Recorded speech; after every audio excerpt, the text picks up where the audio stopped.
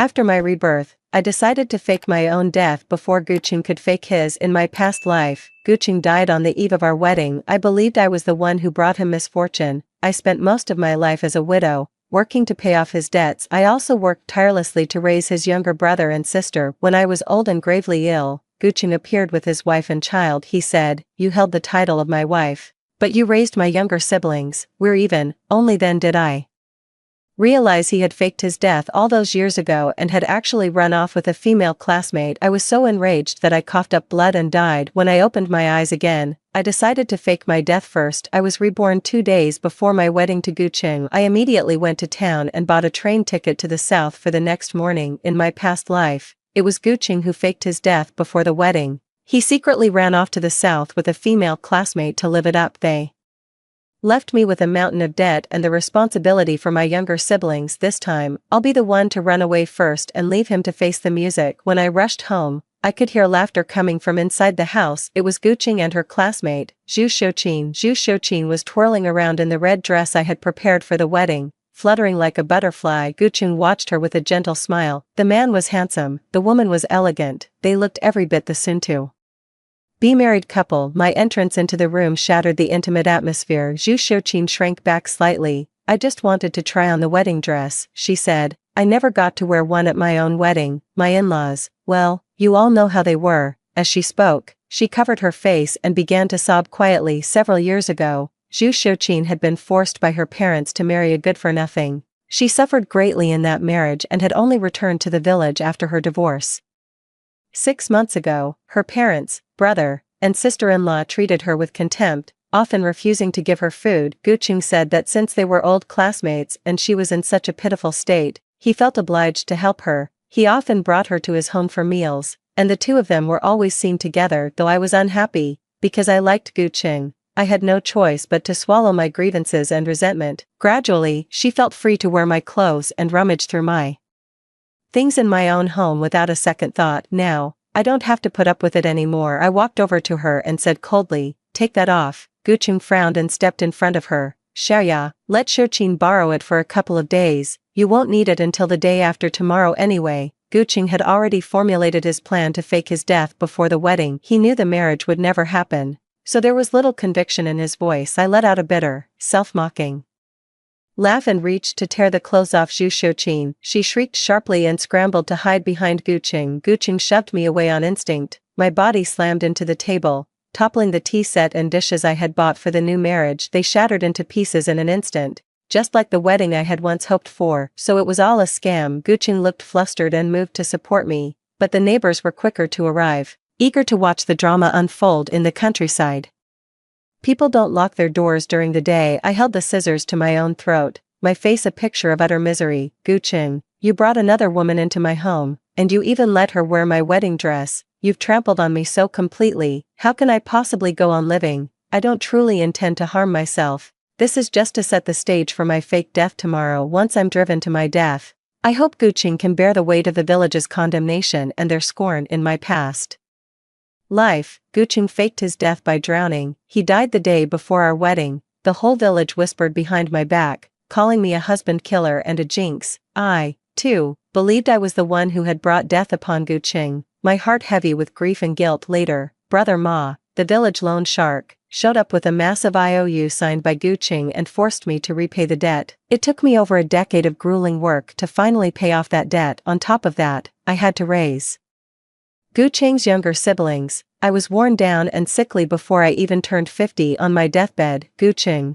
who had been dead 4 years, returned to our hometown in a blaze of glory with Zhu Xiuqin and their child. He watched my pitiful struggle for life with cold indifference. "You wrongfully took my wife's place, but you did raise my brother and sister. We're even. Guqing, you can't do this. Xiaoya's mother was so good to you when she was alive, and now you're trying to drive her daughter to her death. That woman, just because her own marriage fell apart, she has to go and wreck someone else's relationship. How shameless. She's nothing but a homewrecker." The neighbors' hushed gossip and pointed fingers snapped me out of my memories from a past life. In a panic, Zhu Xiuqin pulled my clothes off, covered her face, and ran out. After the neighbors had dispersed, Guqing stared at me, seething with anger. "Song Xiaoya, stop making a scene, it's just a piece of clothing." Such a trivial matter, Why are you making such a huge fuss about it? I looked at him calmly. Do you really want to marry me? I thought you liked Zhu Shouqin. His gaze flickered, and he softened his tone. Xiaoya, I promised your mother I'd look after you. Let's not fight, okay? When Guqing was young, his parents passed away one after the other. His relatives, thinking he brought bad luck, drove him and his younger siblings out. The frail boy ended up kneeling at my family's doorstep, begging for food. My mother, seeing how pitiful the 3 siblings were, took them in. Life in the countryside was hard. To keep the 3 siblings from starving, my family stretched what was meant to feed 2 people to feed 5 on her deathbed. My mother never insisted that Guqing marry me. She only hoped someone would be there to help me when I was in need. It was Guqing who proposed marriage to me. I had feelings for him too, so I didn't object. He kept saying he wanted to repay my family's kindness, but instead, he returned our favor with betrayal. Seeing my silence, Guqing thought his words had moved me. He put on a troubled expression again. You embarrassed Shouqin today. Later, invite her over for dinner to make amends. I didn't reply and went to see the village chief. The village chief had mentioned to me that my house and the surrounding land were slated to be converted into a school in my past life. I refused the compulsory purchase and missed out on a huge compensation payout. The paperwork was processed quickly. The village chief said he'd come to collect the house in a week. The village chief asked me kindly, without the house, where will all of you live? My expression remained unchanged. We have a place to go. The 3 Gu siblings have been staying at my place for far too long. They'd probably forgotten who the real owner is. When I got home, Zhu Shouqin was sitting with Gu Feng and Gu Yuan, who had just returned from school. The 3 of them were chatting and laughing together. The 2 children saw me and immediately glared at me. Don't you dare bully Sister Shouqin. Zhu Shouqin pretended to scold them, but her eyes held mockery and pity for me. She was mocking me for the fact that the children I had cared for all this time were still siding with her, an outsider in my past life. That brother and sister would often weep and curse me, blaming me for the death of their elder brother. Consumed by guilt, I could only try to make it up to them by being twice as kind, hoping to atone for the debt I felt I owed. They knew full well that Guqing's death was a sham, yet they had no qualms about leeching off me without a shred of remorse. Looking back now, I realize that those who seem pitiable often have their own despicable traits. Their relatives had good reason to be so adamant about kicking those 3 siblings out. My face darkened as I glared at the 2 kids. This is my house. If you don't like it, you can get out. All these years, I've treated them like my own flesh and blood. It was the first time I'd ever spoken to them so harshly. Gu Cheng's face instantly stiffened. Little Gu Yuan pouted, her face a picture of defiance. It's your own fault for being so stingy. Sister Shouqin made me malted milk and gave us candy. You're the one who hid it all away. Be quiet. Gu Cheng shot a glance at me and quickly scolded Gu Yuan. I opened the cupboard and saw that the wedding sweets, malted milk, and other treats I'd bought were nearly all gone. Gu Cheng looked a bit uneasy. I'll go to town tomorrow to get some more. It won't delay our wedding. Furious, I raised my hand and slapped Zhu Shouqin twice. You stole from my family to curry favor. Zhu Shouqin covered her face and stammered out an explanation. It's all a misunderstanding. She was used to playing the damsel in distress in front of Guqing, so she didn't dare fight back. Consider this an advance on the interest for the suffering I endured in my past life. A flash of ruthless ferocity passed through Guqing's eyes, but he forcibly suppressed it. After all, he was counting on me to treat his younger siblings well after he left, so he didn't dare offend me. He spoke with some difficulty. I was the one who allowed it. Don't blame Shouqin. She just felt sorry for the children. When my mother was alive, she treated the younger Gu Yuan and Gu Feng even better than she treated me. After she passed away, I never mistreated those siblings either. While other kids their age were out digging for herbs or herding cattle, I gritted my teeth and sent them to school to learn to read and write. Yet Guqing said it was they who were pitiful. A heart that's cold by nature can never be warmed. Only after a meaningful look from Guqing did Gu Yuan and Gu Feng reluctantly offer me their apologies. Sister Xiaoya, we shouldn't have said those things about you. We're sorry. With a cold expression, I said, if you're living under someone else's roof, you should know your place. Guqing shot to his feet, his eyes fixed on me with an intense glare. San Xiaoya, after all these years living together, do we really have no affection left between us? So he does remember the bond we once shared. Zhu Shouqin kept shooting glances at Guqing, and only then did the chill in his eyes slowly fade. He gave me a helpless, forced smile. Xiaoya, they're still young, they'll definitely change in the future. I'm leaving anyway. Whether they change or not has nothing to do with me anymore. Someone was shouting Gu Cheng's name outside the door. I recognized the voice instantly. It was Brother Ma, the lone shark from our village. After all, in my past life, he had shown up many times with huge IOUs signed by Gu Cheng, threatening me with vile language to collect the debt. Just hearing his voice would trigger a reflexive panic in me while I was lying awake night after day, sick with worry over the debt. Gu Cheng was down south with Zhu Shouqin, living the high life. Gu Cheng shot me a nervous glance and hurried outside. It's probably someone from the factory, I'll go check. Through the window, I saw Gu Cheng make a gesture to Brother Ma. He borrowed even more money than in his previous life. Perhaps it's because I haven't been as submissive lately as I was in my past life. He was nursing a grudge and wanted to punish me on purpose. In an era when the average annual income was 200 yuan, he borrowed 10,000 with exorbitant interest. An ordinary person would have to spend decades repaying that debt, even if they went without food and drink. In my past life, I worked 3 jobs and sold my family home, and it still took me many years to pay off the debt he owed. Without me around to be the sucker this time, I wonder how Gu Cheng will handle the fierce Brother Ma after borrowing the money. Zhu Shouqin naturally understood what Gu Cheng was up to. She shot me a smug glance and said, as if casually, I hear it's fashionable down south now to wear leather shoes and wool coats. I wonder if it looks good. In my past life, the last time I saw her, she was indeed dressed like a proper lady. In this life, without me, the fool, carrying the burden for them, I wonder if they'll still have the chance to swan off to the south in style. I sneered, you can't even afford a meal without mooching off my family.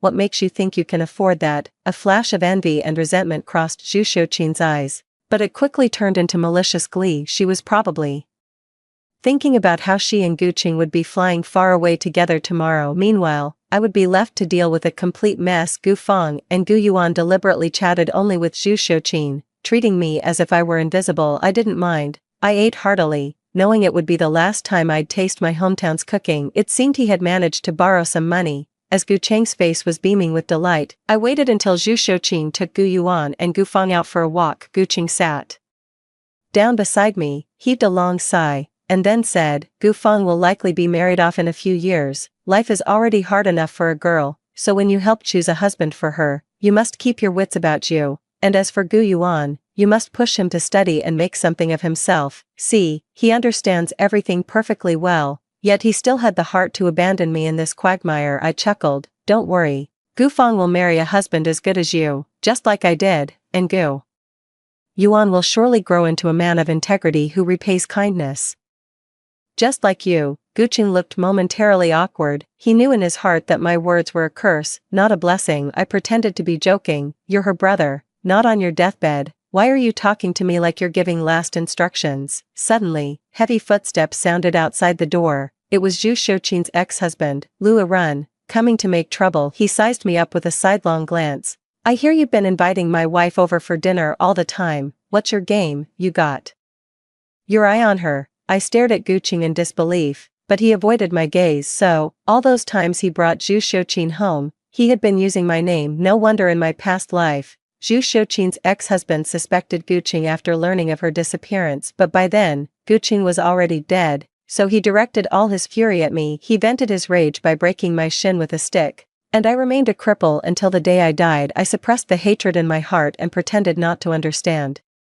Oh, I'm not close with her at all. I turned my gaze back to Gu Cheng. Didn't you say you invited her over out of old school ties? You've been coming home so late these past few nights. Were you off keeping Zhu Shouqin company? Lu Run was a big, burly man, and his mind was even more single-tracked. Upon hearing my words, his face instantly flushed with rage, and he slapped Gu Cheng hard across the face. Anyone who dares to have designs on my wife is a dead man. You hear me? I didn't step out from the corner until Lu Run staggered away. Thoroughly drunk, Gu Cheng looked at me with a hint of reproach. You shouldn't have said that. You know perfectly well what a reckless, lawless brute Lu Run is. See, he knew exactly what kind of man Lu Run was, yet he still ran off with Zhu Shouqin, leaving me to fend for myself. Good, in this life, no one was there to shield him from Lu Run's wrath. When Zhu Shouqin, Gu Yuan, and Gu Feng returned, they were met with the sight of Gu Cheng's swollen, red face. I explained calmly. It was Lu Run who hit him. Gu Feng complained to me indignantly. Sister Xiaoya,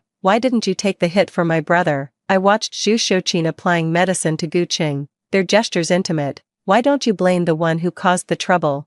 Zhu Shouqin's eyes instantly reddened. One had to admit, she was very beautiful. She had a natural, delicate grace that made one want to protect her. I'm sorry, I had no choice but to avoid him.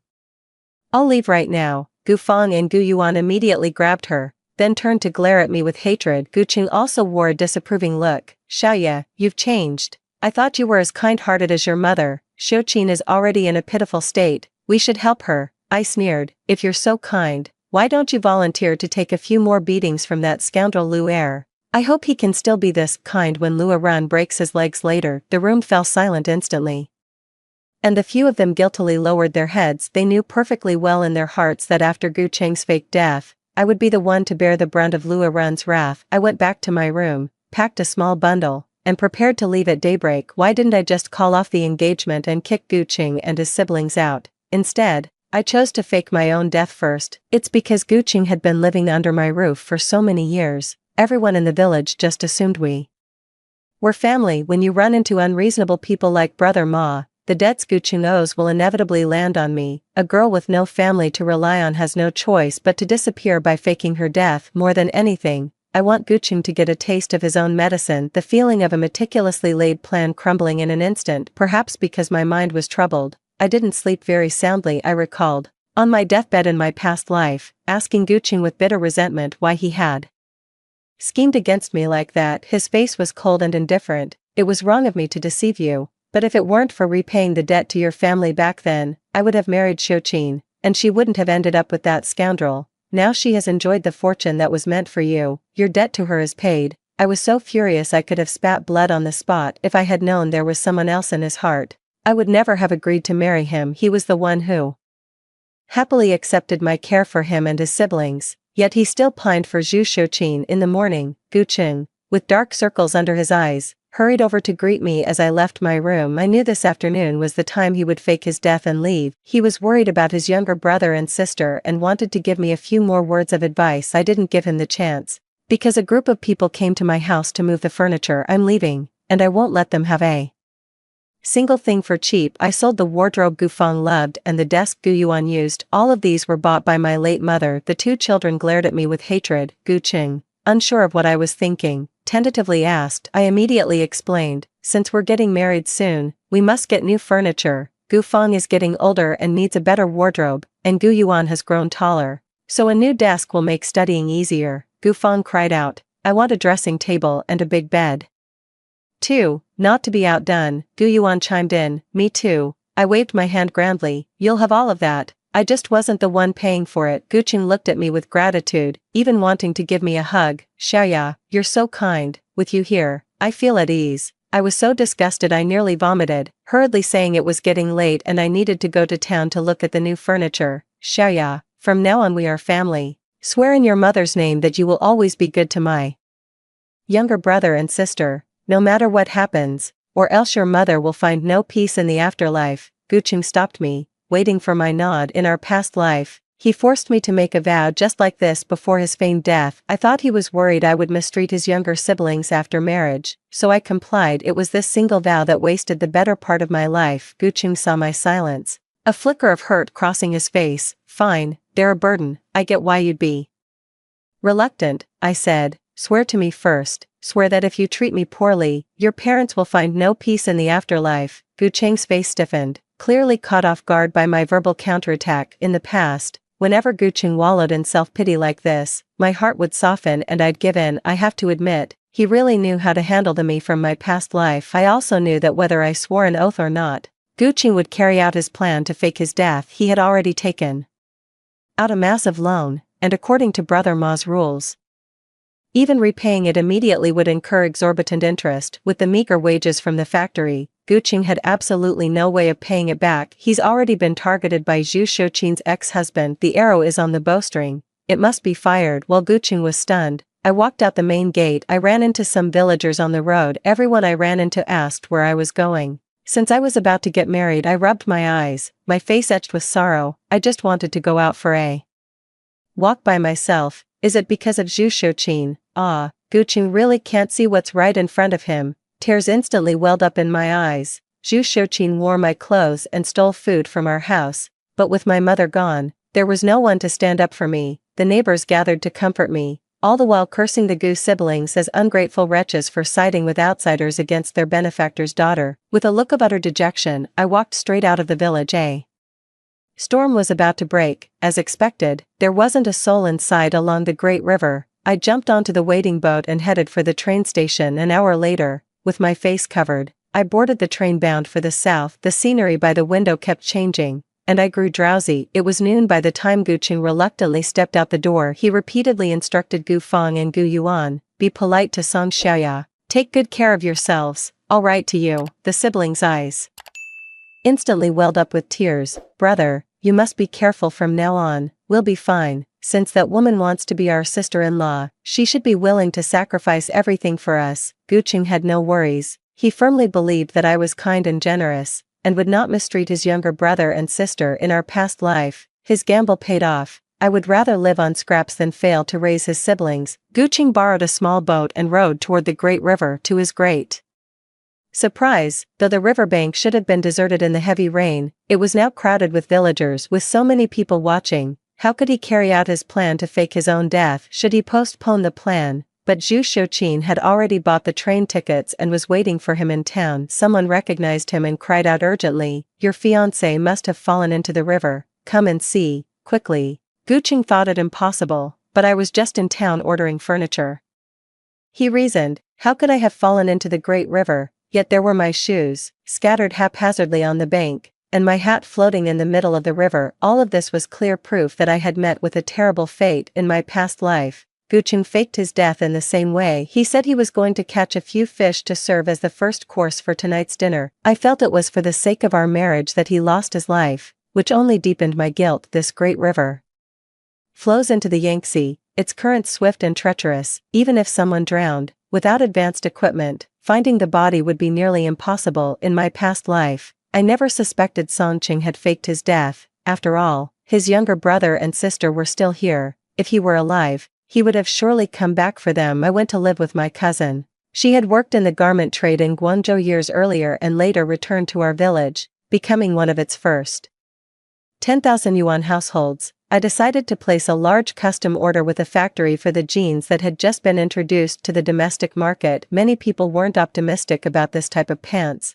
They were stiff and, frankly, not very stylish. Who would have thought they would later take the world by storm, becoming timeless fashion staples? Guqing looked at my belongings left behind and instantly turned pale. Some speculated that I had deliberately taken my own life, simply because my mood had been so off that morning. The villagers pointed fingers at Guqing, cursing him for being heartless and cruel, for being entangled with another woman, and for driving me to my death. Guqing was still in shock. My death had completely derailed his plans, leaving him utterly at a loss. Soon, Brother Ma showed up with a gang of his underlings to collect the debt. News of my death had spread throughout the village. Brother Ma had only been willing to lend money to Guqing because I was a local and had a house to my name. Now that I was dead, he naturally grew uneasy. With professional instinct, he snatched Guqing's bag. It was filled with clothes and expensive watches, a clear sign he was preparing for a long journey. He immediately demanded that Guqing repay the money right then, or he'd break his legs. I learned all this from a letter written by my cousin in the same village. Of course,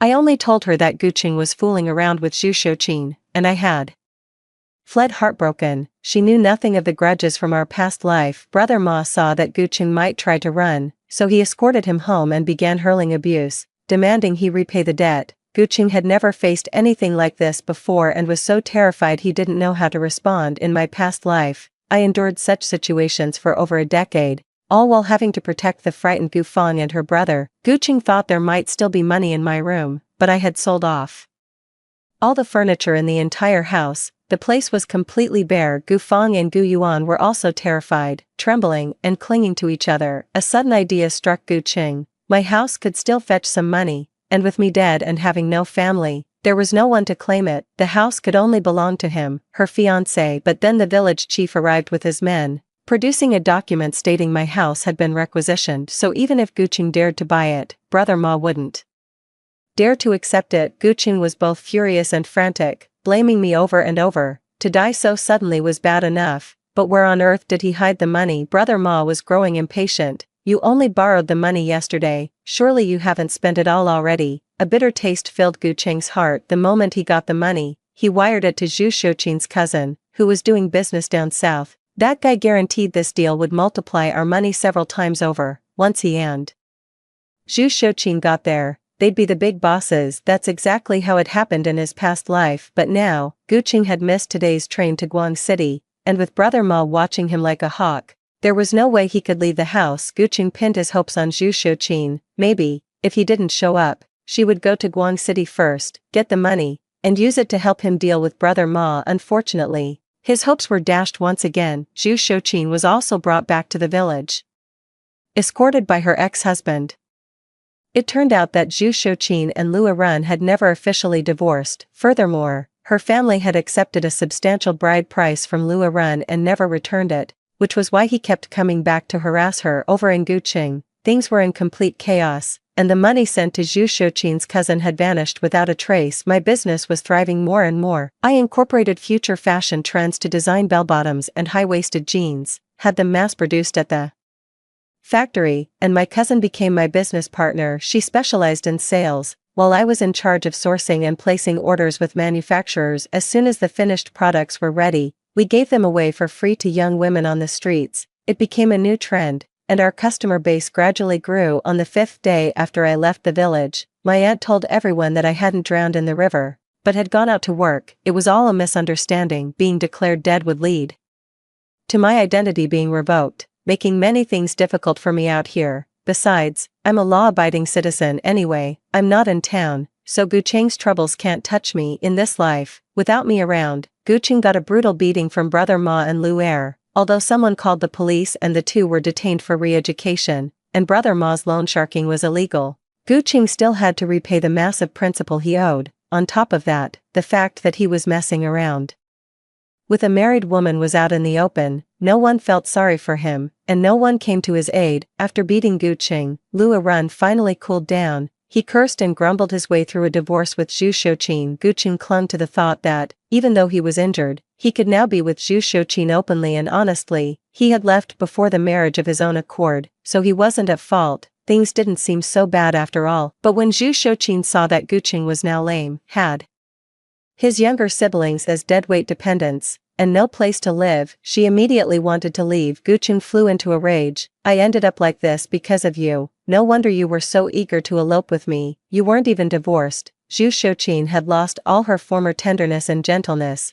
replying with nothing but disgust. You were the one who said you wanted to make it up to me. Did I ever beg you? Wasn't it because you dreamed of making a fortune down south that you decided to run away with me? Gu Fang and Gu Yuan pleaded with Zhu Shouqin to look after Gu Qing for a while. They assumed that, since she loved their brother more, she would surely be willing to stay and do a better job than I could. Zhu Shouqin shook off their hands. Who wants to take care of you two deadweights? You think I'm a fool like Song Xiaya, waiting on you like you're some young master and miss? After a huge argument, Zhu Shouqin left. Word has it she went back home to start the matchmaking process all over again. Gu Fang and Gu Yuan couldn't get used to their new life of hardship. They often blamed Gu Qing for driving me away and refused to care for him as he lay bedridden. Later, Gu Fang and Gu Yuan couldn't afford the tuition fees and had to drop out of school. One of them resigned herself to cutting pig grass, while the other found some piecework to scrape by. Back when they were with me, they lived a life of utter ease and comfort. After reading my cousin's letter, I can't say I wasn't upset, but I don't want to dwell on the grudges of a past life. I just want this one to be worthwhile. Unexpectedly, 3 months later, I saw Gu Qing again. My house was being requisitioned, and there was a document I needed to sign, so I had to make a trip back to the village. Gu Qing and his 2 siblings were put up by the village chief in his family's abandoned cottage. When Gu Qing saw me, laden with bags, appear at the village chief's door, a light flickered in his eyes, but he deliberately put on a stern face and avoided looking at me. What's the matter? Couldn't make it out there, so you came crawling back. In the past, whenever he spoke to me with that cold, cutting tone, I would get flustered and lower myself to coax him. Gu Fang stood with her hands on her hips. If you give the demolition compensation to my brother to pay off his debts first, we might still consider letting you marry into our family. Gu Yuan also stretched out an arm to shoo me away. Get out.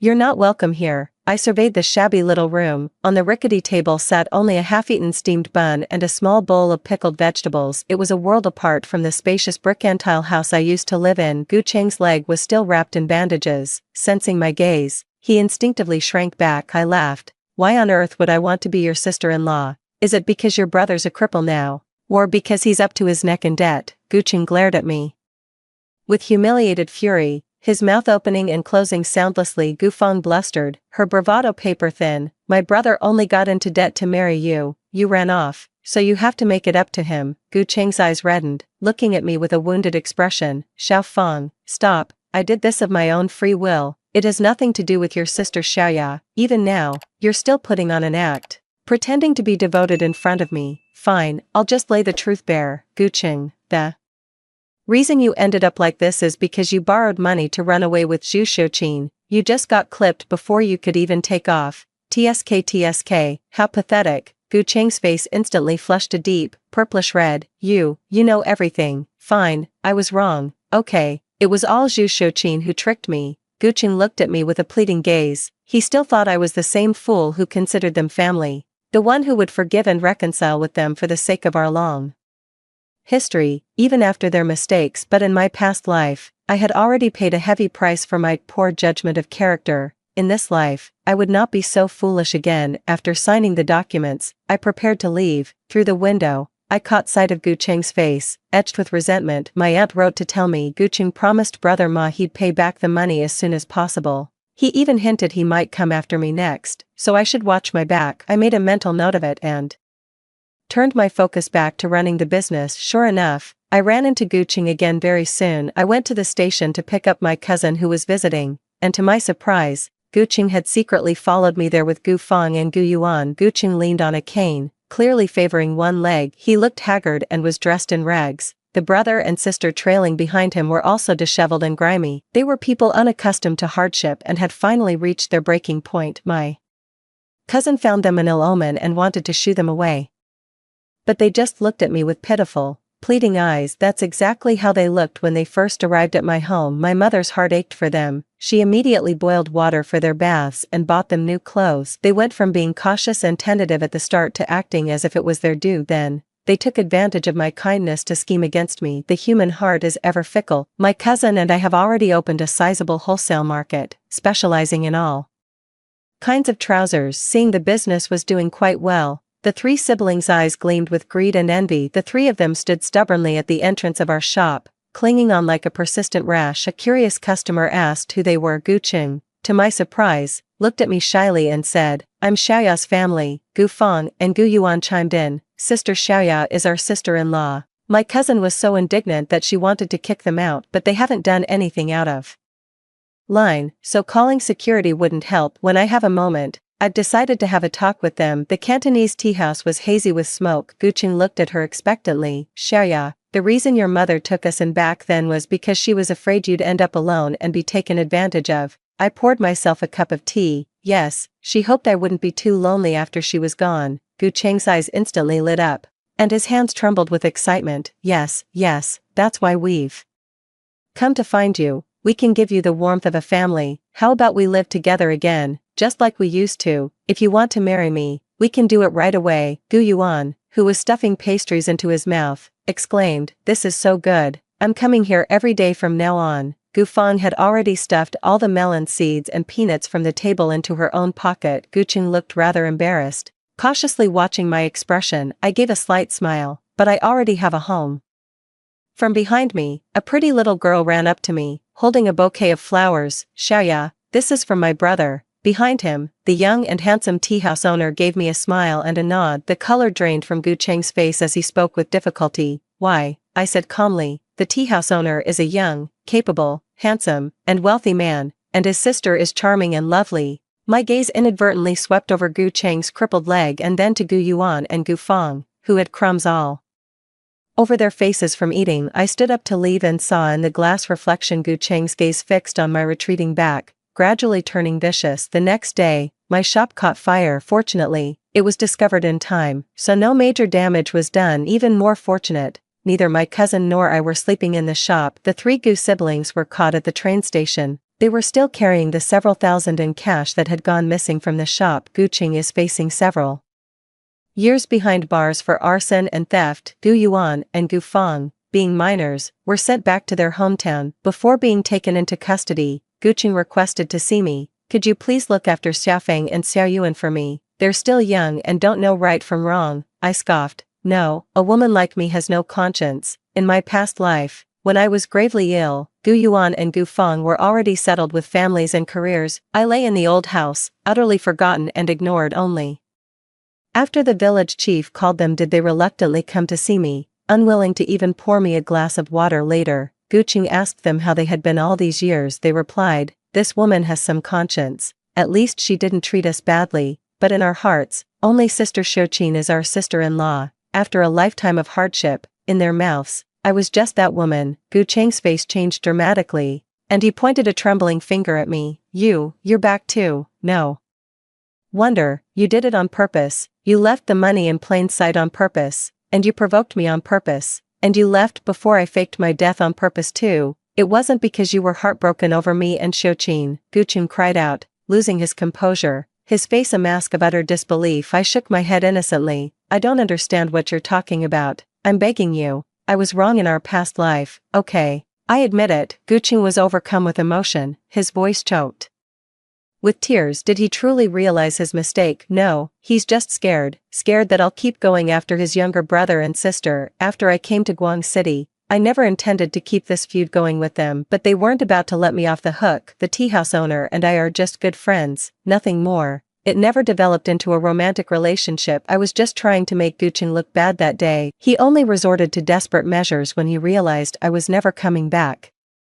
There's no more permanent solution than being locked up in here. As for Gu Feng and Gu Yuan, with a brother in prison, no fixed assets in the village, and their own lazy, shiftless ways, they're in for a world of hardship. I later heard they couldn't make ends meet and went to cause trouble for Zhu Shoqin. Upon hearing about Zhu Shoqin's past, her in-laws immediately demanded to break off the engagement. Gu Feng and Gu Yuan were given a severe scolding by Shoqin's family. It takes a villain to deal with a villain. I stepped outside into the bright sunshine. That once handsome, shy young man felt like a lifetime ago. The first time I saw Guqing, he was breaking a steamed bun in half to share with his younger brother and sister. The two children asked if he was going to eat any. His gaze was gentle. "I'm not hungry, you two go ahead and eat." My mom was deeply moved and whispered in my ear, "He's such a good kid, Xiaoya. Would you like to have a big brother?" I nodded happily. "How about we make him part of the family? Otherwise, when I'm gone, you'll be all alone here, and it won't feel like a home anymore." Now I want to tell my mom, a home isn't defined by the number of people in it. Wherever my heart finds peace,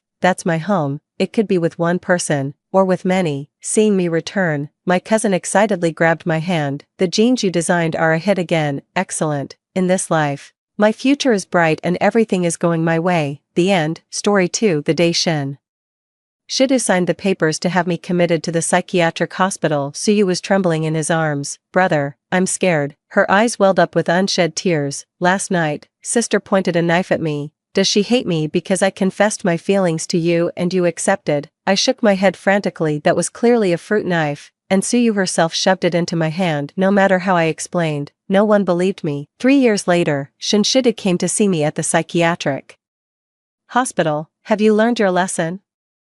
Do you still dare to bully Yaya?" I sat in the wheelchair, drooling at the corner of my mouth, staring at him vacantly with a foolish grin. Suyu, her arm linked with his, waved her exquisitely manicured fingers before my eyes. "Shidu," she said, "it seems your sister is really quite ill." I kept on grinning foolishly, but inside, my heart was as cold as ice. Shinshidu frowned, pulled a gilded invitation from his pocket, and placed it on my lap. "I'm marrying Yaya next month." His tone was as casual as if he were discussing the weather. "No need for you to come, you wouldn't understand it anyway." The embossed gold lettering on the invitation, Shinshidu and Suyu, stung my eyes. "The patient's condition has improved, she can be discharged." The attending physician pushed the door open abruptly. "She hasn't engaged in any self-harm behavior in the last 3 months. Shinshidu's brow furrowed even deeper. "Discharge?" Suyu's voice rose sharply. "She's a psychiatric patient who's wielded a knife." The doctor adjusted his glasses. "Ms. Suwan has undergone systematic treatment and now possesses basic life skills, according to regulations." "Then discharge her." Shinshidu cut him off. When he turned to look at me, a flicker of something I couldn't decipher passed through his eyes. But you must come to the wedding, let everyone see how well you're doing now. I tilted my head, letting drool trickle onto my hospital gown, while inwardly sneering, very well, Shidu, I will definitely be at your wedding. I'll make sure you both see just how well I've been doing these past 3 years. The nurse came over to give me my medicine, and I obediently opened my mouth and swallowed. I've been taking this medicine for 3 years. I learned long ago to hide it under my tongue and then spit it out. So you leaned close to my ear and whispered, just for us to hear, you know, crazy sister. Your room is my walk-in closet now. I just kept on grinning like a fool to the day I was discharged. No one came to pick me up. I was wearing the same white dress from 3 years ago when I was admitted. Now it hung loosely on my frame. 3 years in the psychiatric hospital had left me 15 pounds lighter. When the taxi stopped in front of the Sue family villa, my fingers began to tremble uncontrollably. It wasn't from excitement. This body still remembered the days ruled by electroconvulsive therapy. Well, look who's back, the lunatic, Suyu's voice drifted down from the second-floor balcony. I looked up and saw her standing there in a silk robe, a glass of champagne in her hand. It was my favorite terrace, the place where I used to spend hours reading. Dad's on a business trip in Europe. He asked me to take good care of you. She emphasized those last words with a cold smirk curling her red lips. I dragged my luggage into the villa, each step feeling like I was walking on shards of glass. Everything in the living room was exactly as I remembered. The European-style sofa, the crystal chandelier, that enormous family portrait, except my face in the photo had been photoshopped out and replaced with Suyu's. My room was at the end of the second-floor hallway. The moment I pushed the door open, I froze in place. It had been turned into a storage room. My bed, my desk, my collection of CDs and books, all gone. In their place were mountains of luxury brand boxes and suitcases. The oil painting I'd done myself had been ripped from the wall, leaving only a few glaring strips of adhesive residue. Do you like your new room? Suyu was leaning against the doorframe, swirling a champagne glass. After all, your old things were such bad luck. I had the servants burn it all. My nails dug deep into my palms, yet a vacant smile spread across my face. Burn, it's good that it burns. Clean. She suddenly threw the champagne in my face. The icy liquid trickled down my chin. Stop playing dumb. She whispered close to my ear, her voice low. I know.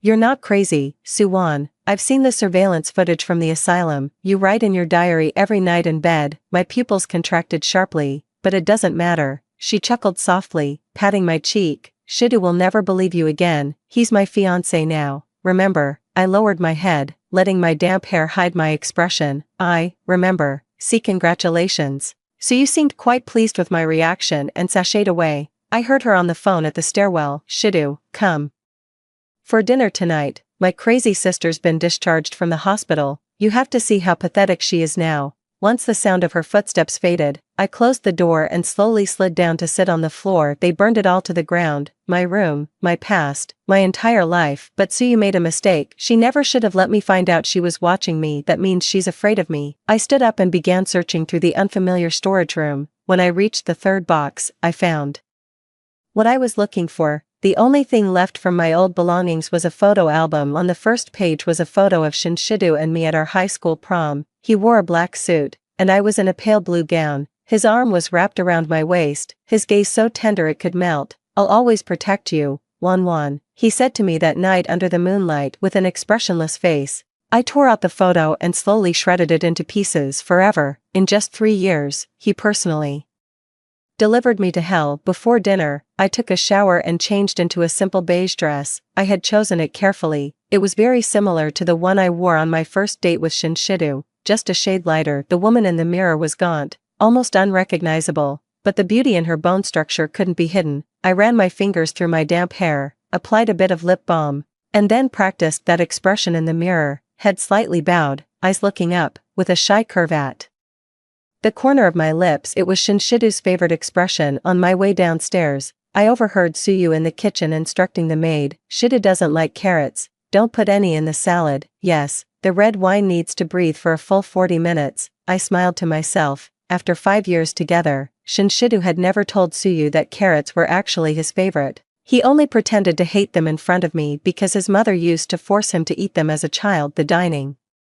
table was already set. When Suyu saw me, a flicker of wariness passed through her eyes. why are you dressed like that? I looked down at my dress, bewildered. Is there something wrong with my dress? She was about to say something when the doorbell rang. Shinshidu stood at the door, a bouquet of red roses in his hand, dressed in a dark gray suit. He was heartbreakingly handsome. 3 years had passed, and time had only made him more mature and captivating, while I, Shidu, Suyu, fluttered into his arms like a butterfly. I've missed you so much.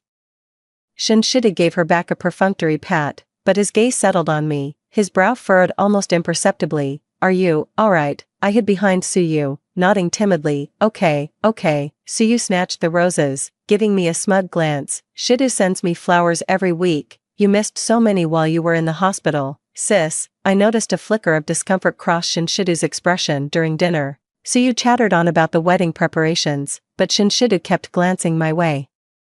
I took small, careful bites of my salad, meticulously avoiding every piece of carrot, just like I used to do in front of him. Sis, why aren't you eating the carrots? Suyu suddenly asked. I remember you loved them. I looked up and met Shinshidu's shocked gaze. He remembered how I used to pick the carrots off his plate and eat them. I don't like them anymore, I whispered. Suyu smiled triumphantly. It seems the mental hospital can even change your taste in food. Shidu suddenly put down his fork. I'm going to the restroom. After he left the table, Suyu's expression instantly darkened. She grabbed my wrist. You little bitch, you did that on purpose. The pain brought tears to my eyes, but I forced a foolish grin. What? Don't think I don't know you're faking it, she hissed, lowering her voice. If you dare try to seduce Shidu again, I'll send you back to the mental hospital. Dr. Wang there is quite fond of you, you know. My blood ran cold. Dr. Wang, that beast who groped me in the electroshock therapy room when Shinshidu returned. Suyu immediately let go of me, replacing her expression with a sweet smile. A red mark was already forming around my wrist. Wan, what happened to your hand? Shinshidu asked abruptly. Suyu's smile froze. It was the first time in 3 years he had called me Wan. I fell, I stammered, quickly hiding my hands under the table. After dinner, Suyu insisted on playing the piano for everyone. She gave a clumsy rendition of Mariage d'amour, hitting several wrong notes. Shidu, you should play something too, she coaxed. Shinshidu shook his head. It's been a long time since I last played. I know why. After we broke up, he never touched the piano again. It used to be our shared passion. Sister play, I blurted out. Suyu looked at me like I was insane. You can't even remember your own name, can you? Shinshidu, however, perked up with interest. You want to play? I nodded and slowly walked towards the piano. It was the first time in 3 years my fingers had touched the keys. They were trembling, but the moment I pressed the first note, muscle memory took over. Chopin's Nocturne, Op. 9 No. 2. It was Shinshidu's favorite piece, and the first one he ever taught me. The instant the music began, I heard Shinshidu's sharp intake of breath. Suyu's expression twisted into something vicious. My fingers flew across the keys, transforming all the pain, rage, and despair into music. When the final chord faded, a dreadful silence fell over the living room. I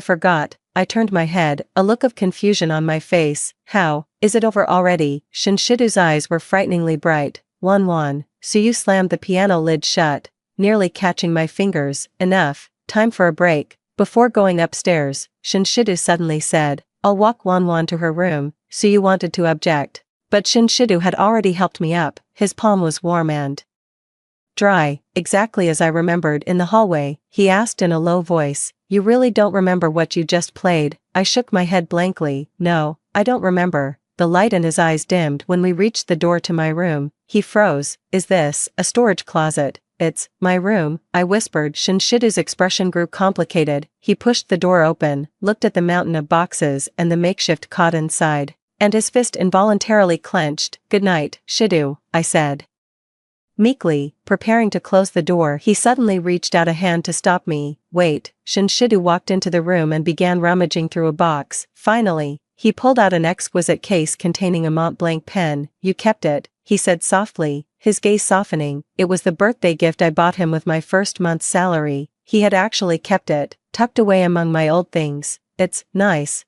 I pretended not to recognize the pen. Shinshidu gave a bitter smile. Yes, it is very nice. After he left, I locked the door and spat out the pill I had hidden under my tongue during dinner. Suyu had put a sedative in my water, thinking that would stop me from playing the piano. Foolish girl. I pulled the fork I'd hidden in my undergarments and carved a line of words beneath the bedboard. Step 1. Make him remember why he loved you. Outside the window, the cold moonlight streamed in. Starting tomorrow, I would make Shinshida see the ghost of the past every day, yet never be able to grasp the me of the present, just like the torment of being kept at arm's length that he once inflicted on me. 3. At 5 in the morning, I slipped quietly out of the villa. 3 years in the psychiatric hospital conditioned me to wake before dawn. That's when the orderlies were in their deepest sleep, unlikely to barge in for a sudden check. Dressed in my workout gear, I jogged along Shinshidu's morning running route. He'd stuck to this path for 7 years, ever since our first year together. I knew he'd appear precisely at 6 o'clock at the third intersection, then run 5 kilometers along the riverbank at 10 to 6. I changed into the prepared white dress in the public restroom at the third intersection. It was almost identical to the one Suyu had splashed champagne on, just a better fit. In front of the mirror, I tied my hair into a high ponytail, applied a bit of lip balm, and put on my wireless earbuds. At 6 o'clock sharp, Shinshidu's figure appeared at the intersection right on time. I took a deep breath and pressed play. Chopin's Nocturne began to stream through my earbuds. I closed my eyes, letting the music flow into my veins, then started walking, feigning nonchalance as I ran toward him.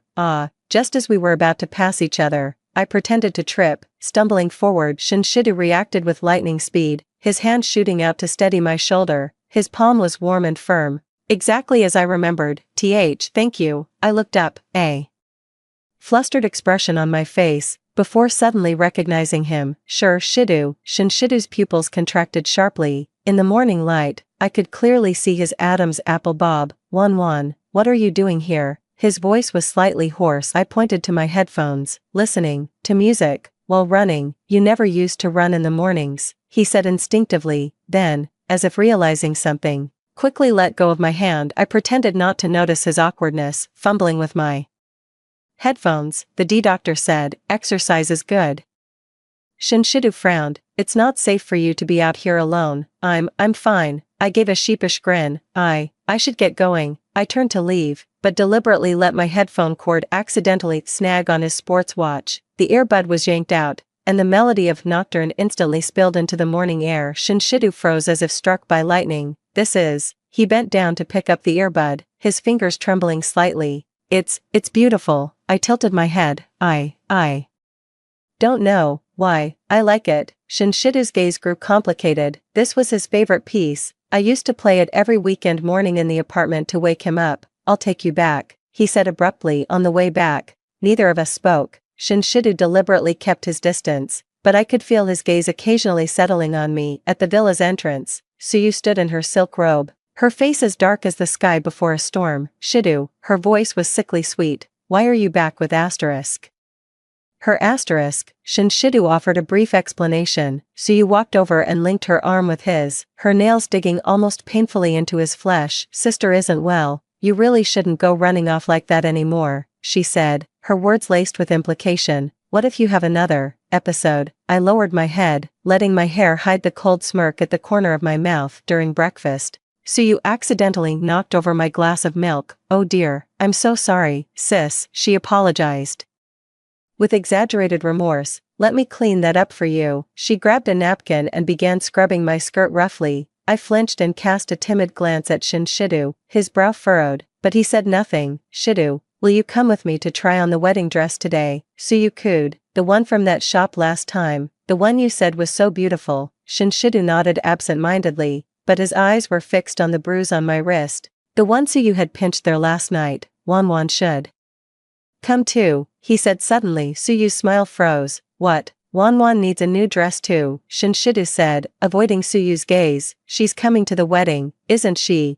I pretended not to notice Suyu's murderous glare and nodded obediently. Okay. In the bridal shop, Suyu was like a proud peacock, trying on dress after dress. Shinshidu sat on the sofa, but his gaze kept drifting toward me in the corner. Shidu, how do I look in this one? Suyu twirled the layers of her skirt, billowing like a blossoming white flower. Shinshidu gave a perfunctory nod. Not bad. I sat quietly in the corner, holding a magazine. As I turned the page, I deliberately let the bruise on my wrist show. Shinshidu's gaze was instantly drawn to it. Wan, you should try it on too. he said suddenly. So you nearly tore the wedding dress. What? Consider it a dress rehearsal. Shinshidu stood up, taking a simple white dress from the rack. Try this on. I timidly accepted the dress and stepped into the fitting room. Its cut was simple, yet it perfectly accentuated my figure. I had lost a lot of weight, but my frame remained. The lines of my collarbones and shoulders were even more defined when I drew back the curtain and stepped out.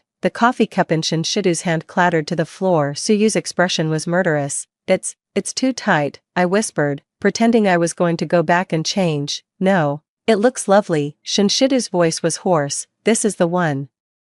On the ride back, Suyu's face remained dark and stormy. The moment Shinshidu got out of the car to pick up the dry-cleaned wedding dress, she suddenly dug her fingers into my thigh. You little bitch. Do you think dressing like that will seduce Shidu? She hissed viciously. Don't forget, you're the crazy one now, and I'm his fiancé. The pain brought tears to my eyes, yet I forced a foolish grin. I wish you both happiness. When Shinshidu returned, Suyu immediately put on a sweet smile and leaned against his shoulder. Shidu, I'm so tired. Can I stay at your place tonight? Shinshidu's body visibly stiffened. I have an early meeting tomorrow. Just this once, Suyu cooed, pleadingly. We're practically married. I looked down, fidgeting with my own fingers, pretending not to hear their conversation, but I knew, ever since I started appearing around Shinshidu, he had never let Suyu stay the night at his place again. That night, I waited until everyone in the villa was asleep before slipping quietly into the music room. Moonlight streamed through the floor-to-ceiling window, spilling over the black and white keys. I gently ran my fingers over them and began to play the Moonlight Sonata. It was the piece playing in the background the first time Shinshidu kissed me. I played softly, but the music was just loud enough to reach Shinshidu's temporary guest room on the second floor, where he occasionally stayed while Sue's father was away on business. As I reached the third movement, I heard footsteps on the stairs. I immediately softened my touch, letting the music fade to a whisper, then quickly hid behind the heavy curtains. The door to the music room opened, and Shinshidu stood there in his robe. In the moonlight, his silhouette was heartbreakingly handsome. He walked to the piano, his fingers lightly brushing the keys as if searching for a lingering warmth. Wan, he murmured, his voice filled with a pain I had never heard before. Holding my breath, I watched him slowly sit on the piano bench. He began to play the first movement of the Moonlight Sonata, the only simple part he could manage on his own. I was the one who had taught him everything that came after. He stopped playing mid-piece, burying his face in his hands behind the curtain. I bit my lip until I tasted blood. It wasn't time to reveal myself yet. Let him doubt, let him search, let him suffer for what was lost. That was what I wanted. At breakfast the next day, Shidu had pronounced dark circles under his eyes. Suyu fussed over him with concern, but he only shook his head. I thought I heard piano music last night, he said suddenly, his eyes fixed on me. Suyu chuckled. Impossible. The music room is locked. Is that so? Shinshidu murmured thoughtfully. I took small sips of the congee, deliberately letting my spoon accidentally fall to the floor. As I bent down to pick it up, I made sure Shinshidu could see the scar on the nape of my neck, a mark left by electroconvulsive therapy. Shinshidu's fork clattered onto his plate. Wan, the marks on your neck. His voice trembled slightly. I hurriedly covered the back of my neck. It doesn't hurt. Suyu cut in immediately. Minor injuries are an unfortunate part of the treatment here at the psychiatric hospital. Sister, it's time for your medication. She produced a small pillbox and tapped out 2 white tablets. I knew what they were, powerful sedatives that would leave me drowsy and expressionless. Thank you. I obediently took the pill, pretended to swallow it, but actually tucked it under my tongue. Half an hour later, when the effects should have kicked in, I deliberately staggered in front of Shinshidu and then accidentally bumped into the coffee table, tumbling to the floor. Wan. Shinshidu rushed over to help me up. I leaned into his arms, letting my body go limp like a rag doll. His heart was beating so fast, and he still carried that familiar scent of cologne. Yeah, what is this medicine? Shinshidu demanded, his voice thick with a fury I hadn't heard in years. Just some mood stabilizers the doctor prescribed, Suyu said dismissively. She'll lose it if she doesn't take them. Shinshidu scooped me up. Good lord, his arms were still so strong. He set me down on the sofa and went to the kitchen to pour a glass of water. Take your medicine, he said, helping me sit up and bringing the glass to my lips. I feigned a dazed state, letting water trickle from the corner of my mouth and soak my collar. Shido fumbled for a tissue to wipe it, his fingers trembling noticeably when they brushed against my collarbone. "I'll go get a doctor," he said, standing up. Suyu stopped him. "Don't make a fuss, my sister gets like this often. Come on, let's go look at the wedding venue photos." She practically dragged Shinshido away. Once they were out of sight, I spat out the pill I'd hidden under my tongue, carefully wrapped it in a tissue, and tucked it away. Evidence, all of this is evidence that afternoon, Suyu went out for a beauty treatment, and Shinshido was also out. I slipped into his temporary guest room and placed a photo under his pillow. It was from our first trip to the beach, and on the back was his handwriting, "For Wanwan, my moonlight." Then, I opened his laptop and set an alarm for midnight. The ringtone was a segment from the Moonlight Sonata. That evening, Suyu excitedly announced that she was pregnant. "Shido, we're going to be parents." She threw herself into Shinshido's arms. Shinshido's face instantly turned ashen. So soon? Aren't you happy?" Suyu pouted. "Of course I am." Shinshido forced a smile, his gaze involuntarily searching for my figure. I hid in the kitchen and laughed silently. "Perfect, a child that doesn't even exist." Suyu is truly backed into a corner at midnight, as the ringtone of the Moonlight Sonata sounded from Shinshido's room.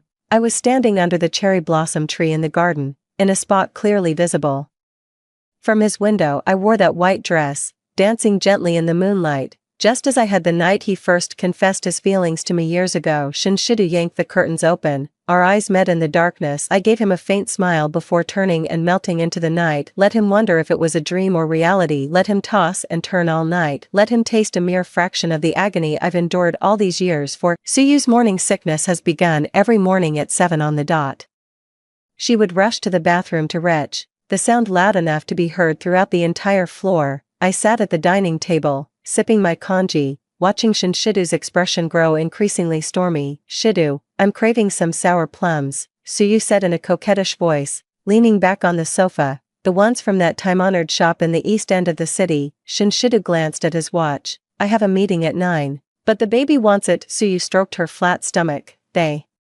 say a pregnant woman's cravings are the baby calling the shots." I lowered my head to hide the cold smile at the corner of my mouth. Stupid Suyu. She didn't know Shinshido hated being manipulated most of all, even by the pretense of a child that didn't exist. "I'll have my assistant get it." Shinshido picked up his phone. Suyu's face instantly darkened. "I want you to go." The air in the dining room froze instantly. The butler and servants tactfully withdrew. I continued to sip my porridge, pretending not to understand their argument. "Don't be unreasonable." Shinshido's voice turned cold. "I'm being unreasonable." Suyu's voice shot up an octave. "You've been distracted every single day lately. Are you still thinking about that lunatic?" Shinshido shot to his feet, his chair scraping across the floor with a harsh screech. He glanced at me, and I instantly wore a look of terror, my spoon clattering into the bowl. "You scared your sister," Shinshido said in a hushed voice. "Sister?" Suyu sneered. "She's a lunatic." "Shido, don't forget who signed the papers to have her committed." The word struck Shinshido like a knife to the chest. I saw his fingers tremble slightly. "I'm going to the office." He turned and left without another word. Suyu grabbed a plate and hurled it at his retreating back. The porcelain shattered into 1,000 pieces against the doorframe. She turned to me, her eyes blazing with a fury that could have scorched me where I stood. "Are you happy now?" She spat through gritted teeth. I stared at her blankly.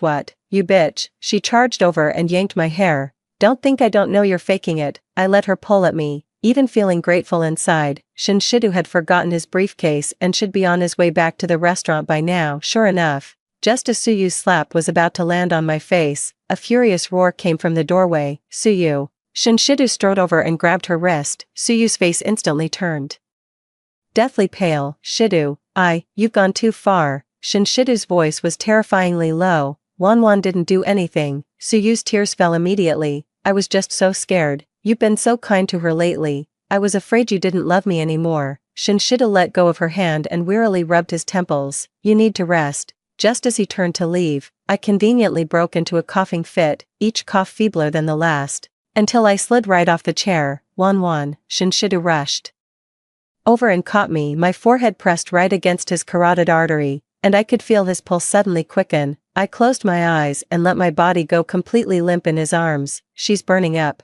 Shinshido's hand rested on my forehead. "How is she this hot?" Suyu scoffed dismissively. "What a performance." Shinshido ignored her, scooping me up in his arms. "Call a doctor." he said. No need, so you blocked his path. I'll just give her some fever reducers. She pulled a medicine bottle from her pocket and shook out 2 red pills. I knew them all too well. Potent fever reducers. For someone with only a mild fever, they could cause dangerously low body temperature, even leading to unconsciousness in severe cases. Shinshidu took the pill and sniffed it, his brow furrowing even deeper. This is a strong medication. It's not suitable for her current condition. How would you know what her condition is? Suyu shrilled. Are you a doctor? Ignoring her, Shinshidu carried me straight upstairs, kicked open the door to his temporary guest room, and gently laid me on the bed. I'm cold, I whispered, curling into a shivering ball. Shinshidu pulled the blanket over me, then went to the bathroom to wet a towel. When he returned, I deliberately kicked the covers aside a little, letting the strap of my nightgown slip down to reveal my collarbone and one shoulder. His breath hitched audibly. The cool,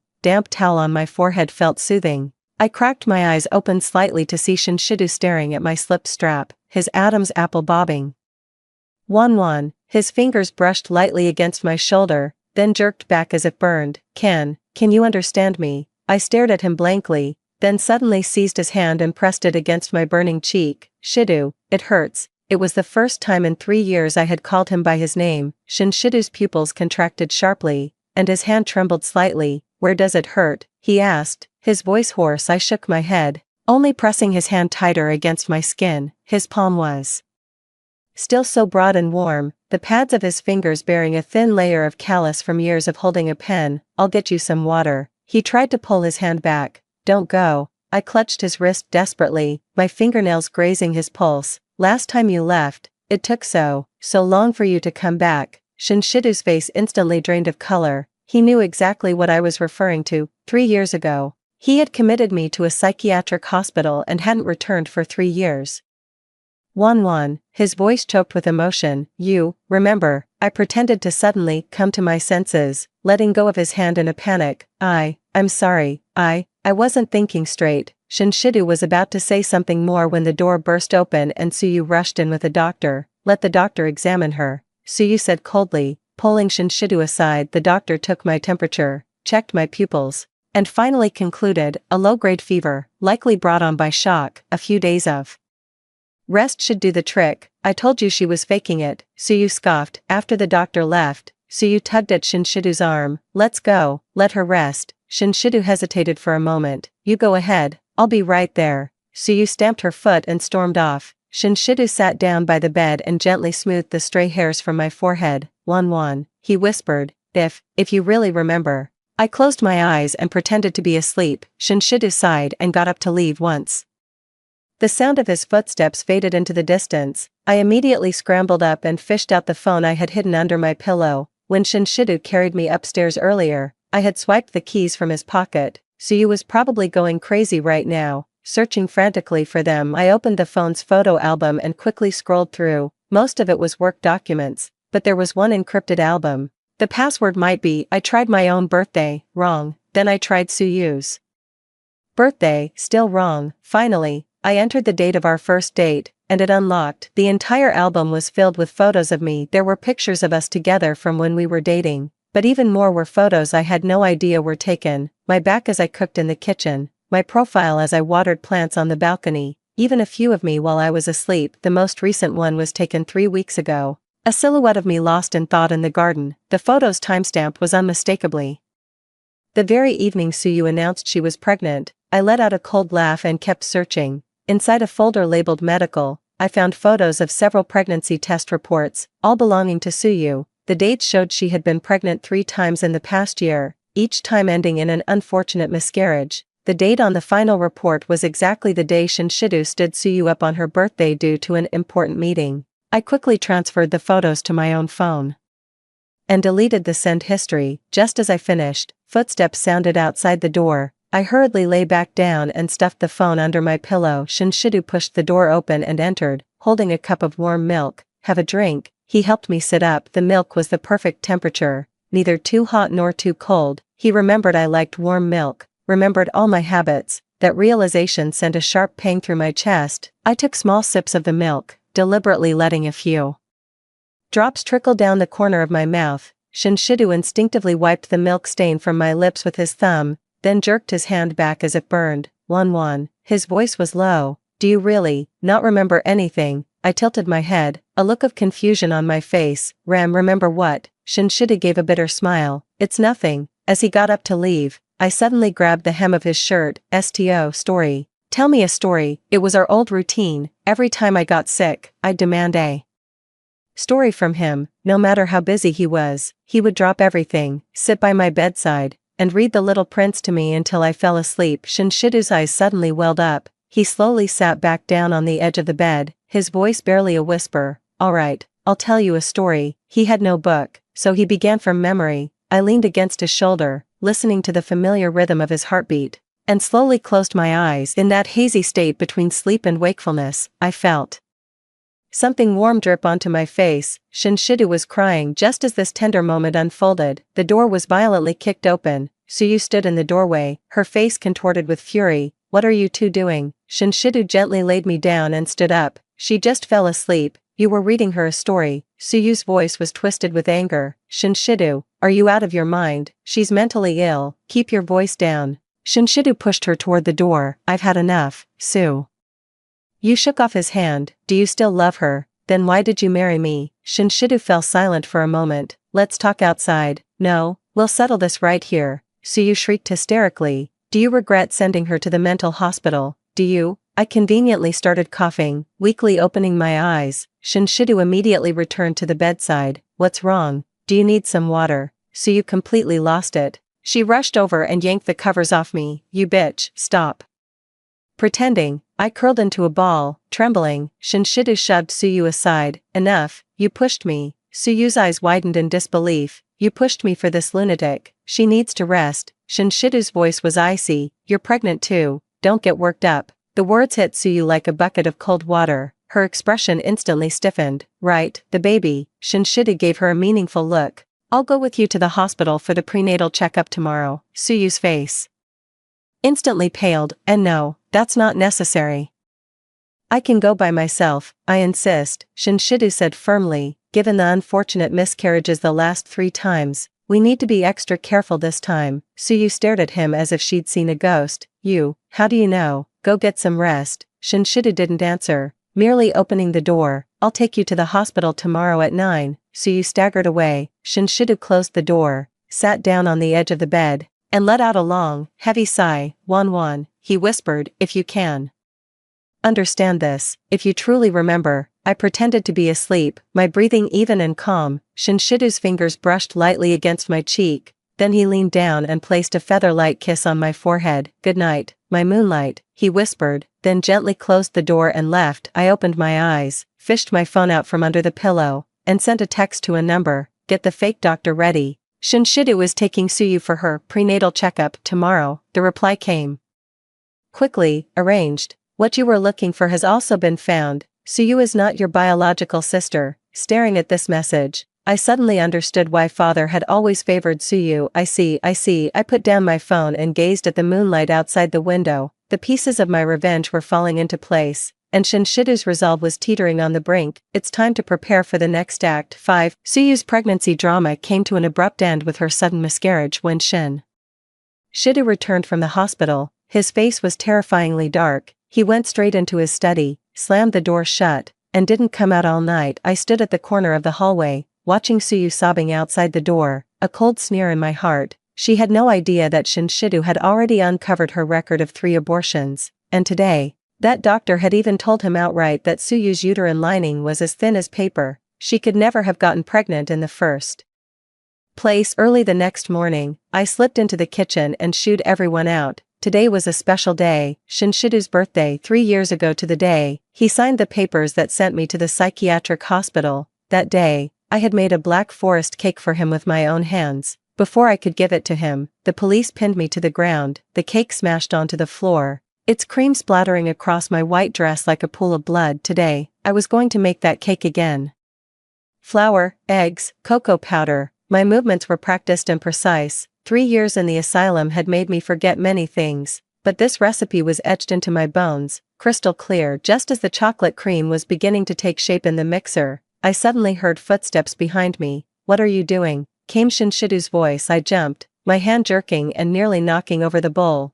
I turned around to find him standing in the kitchen doorway in his robe, his hair slightly disheveled, and sleep still lingering in his eyes. A cake, I whispered, my fingers nervously twisting the apron. Shinshidu approached, his gaze growing complicated as he looked at the prepared ingredients on the kitchen counter. It's my birthday today, he said. I nodded, continuing to stir the cream with my head down. Instead of leaving, Shinshidu pulled up a chair and sat down, quietly watching me work. Sunlight streamed through the window, spilling onto the counter, particles of flour in the air shimmered like golden dust. For a fleeting moment, it felt like we were back 3 years ago. I was still Suwon, who loved him with all her heart, and he was still the Shinshidu who would wrap his arms around me from behind while I cooked. Why are you making a cake? He asked abruptly. I tilted my head, thinking, because, happy birthday. Shinshidu's Adam's apple bobbed. He stood up and walked behind me, so close I could smell the faint scent of his body wash. Need any help? His voice was a little hoarse. I handed him a box of cherries. Wash them clean. Shinshidu took the cherries, his fingers brushing against mine by accident. We both flinched back as if scalded. He lowered his head to wash the cherries, while I went back to whipping the cream. The kitchen was filled only with the hum of the mixer and the rush of running water. Won, he suddenly spoke up. Do you still remember how to make a Black Forest cake? My heart skipped a beat. He remembered that my specialty was the Black Forest cake, that I used to make it for his birthday every year. And no, I don't remember. I shook my head, just winging it. Shinshidu fell silent, but I could feel his gaze fixed on me. It was like a flame, searing the skin on my back. After putting the cake batter in the oven, I started preparing the chocolate shavings. Shinshidu stood nearby and suddenly dipped his finger in some cream, dabbing it gently on the tip of my nose. Little kitten, he said softly, a slight smile playing on his lips. The gesture was all too familiar, and my heart clenched. Every time we used to bake a cake, he would tease me like this, only to kiss the cream off my nose when I protested. I froze in place, unsure how to react. Shinshidu seemed to realize his own impropriety, quickly withdrawing his hand as his expression turned distant once more. I'm going to change, he said, hurrying out of the kitchen. When the cake came out of the oven, the rich aroma of chocolate filled the entire house. I carefully spread the frosting, arranged the cherries, and finally sprinkled on the chocolate shavings. The finished product was a perfect work of art, identical to the one from 3 years ago. It wasn't until noon that Suyu lazily came downstairs. Spotting the cake on the dining table, she raised an eyebrow. Who made this? Sister, I answered in a small voice. Suyu let out a derisive snort. Who would dare eat a cake made by a lunatic? She took out her phone. I've ordered a fondant cake from Royal Cake, it'll be here any minute. Shinshidu emerged from the study. When he saw the Black Forest cake on the dining table, his steps faltered noticeably. Shidu, Suyu threw herself at him, planting a kiss on his cheek. Happy birthday, I ordered your favorite fondant cake. Shinshidu frowned slightly. I don't like fondant cakes. Suyu's smile froze. But, last year you clearly said. I never liked it, Shinshidu said coldly, though.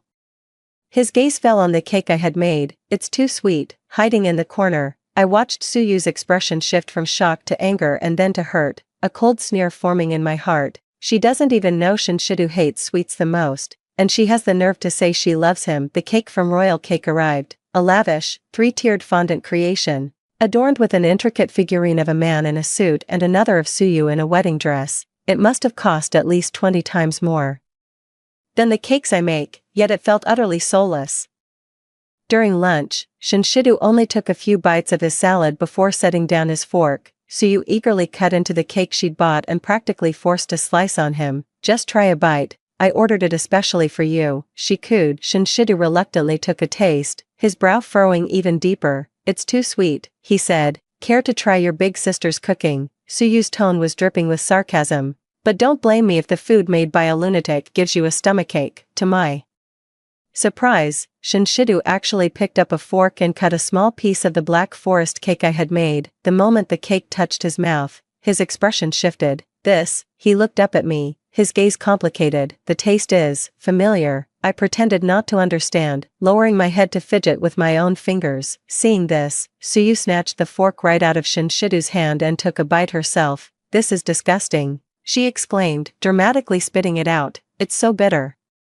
Shinshidu, however, took bite after bite and quickly finished the entire piece. He set down his fork and stood up abruptly. Won, come with me for a moment. Suyu immediately sprang to her feet. What for? I want to come too. You stay here, Shinshidu said, his tone leaving no room for argument. Won, and I need to talk. He took my hand and led me into the study, closed the door, then turned and fixed me with an intense stare. Why does this cake taste exactly the same as it did back then? I looked at him blankly. I don't know. You do know. Shinshidu took a step closer. You remember, don't you? You remember the recipe. You remember my taste. You remember. His voice caught. You remember everything between us. I took a step back, bumping into the desk. Shinshidu showed no sign of stopping. He trapped me between the desk and himself, planting his hands on either side of me. Tell me the truth, Won. His breath was hot against my face. Do you remember or not? I bit my lower lip, my heart pounding like thunder. The time wasn't right yet. I couldn't reveal everything,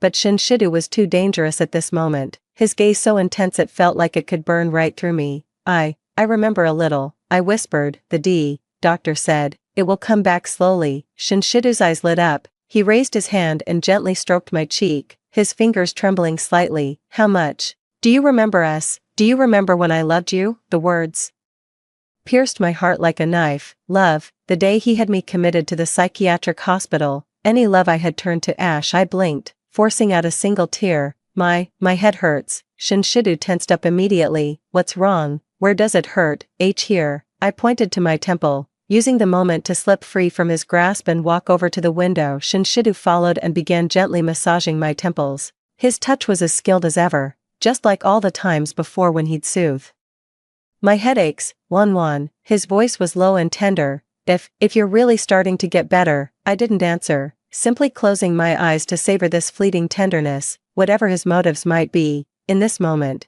Shinshidu seemed to have transformed back into the man who once loved me. The study door was suddenly flung open. Suyu stood in the doorway, her face ashen. What are you two doing? Shinshidu withdrew his hand. Won has a headache.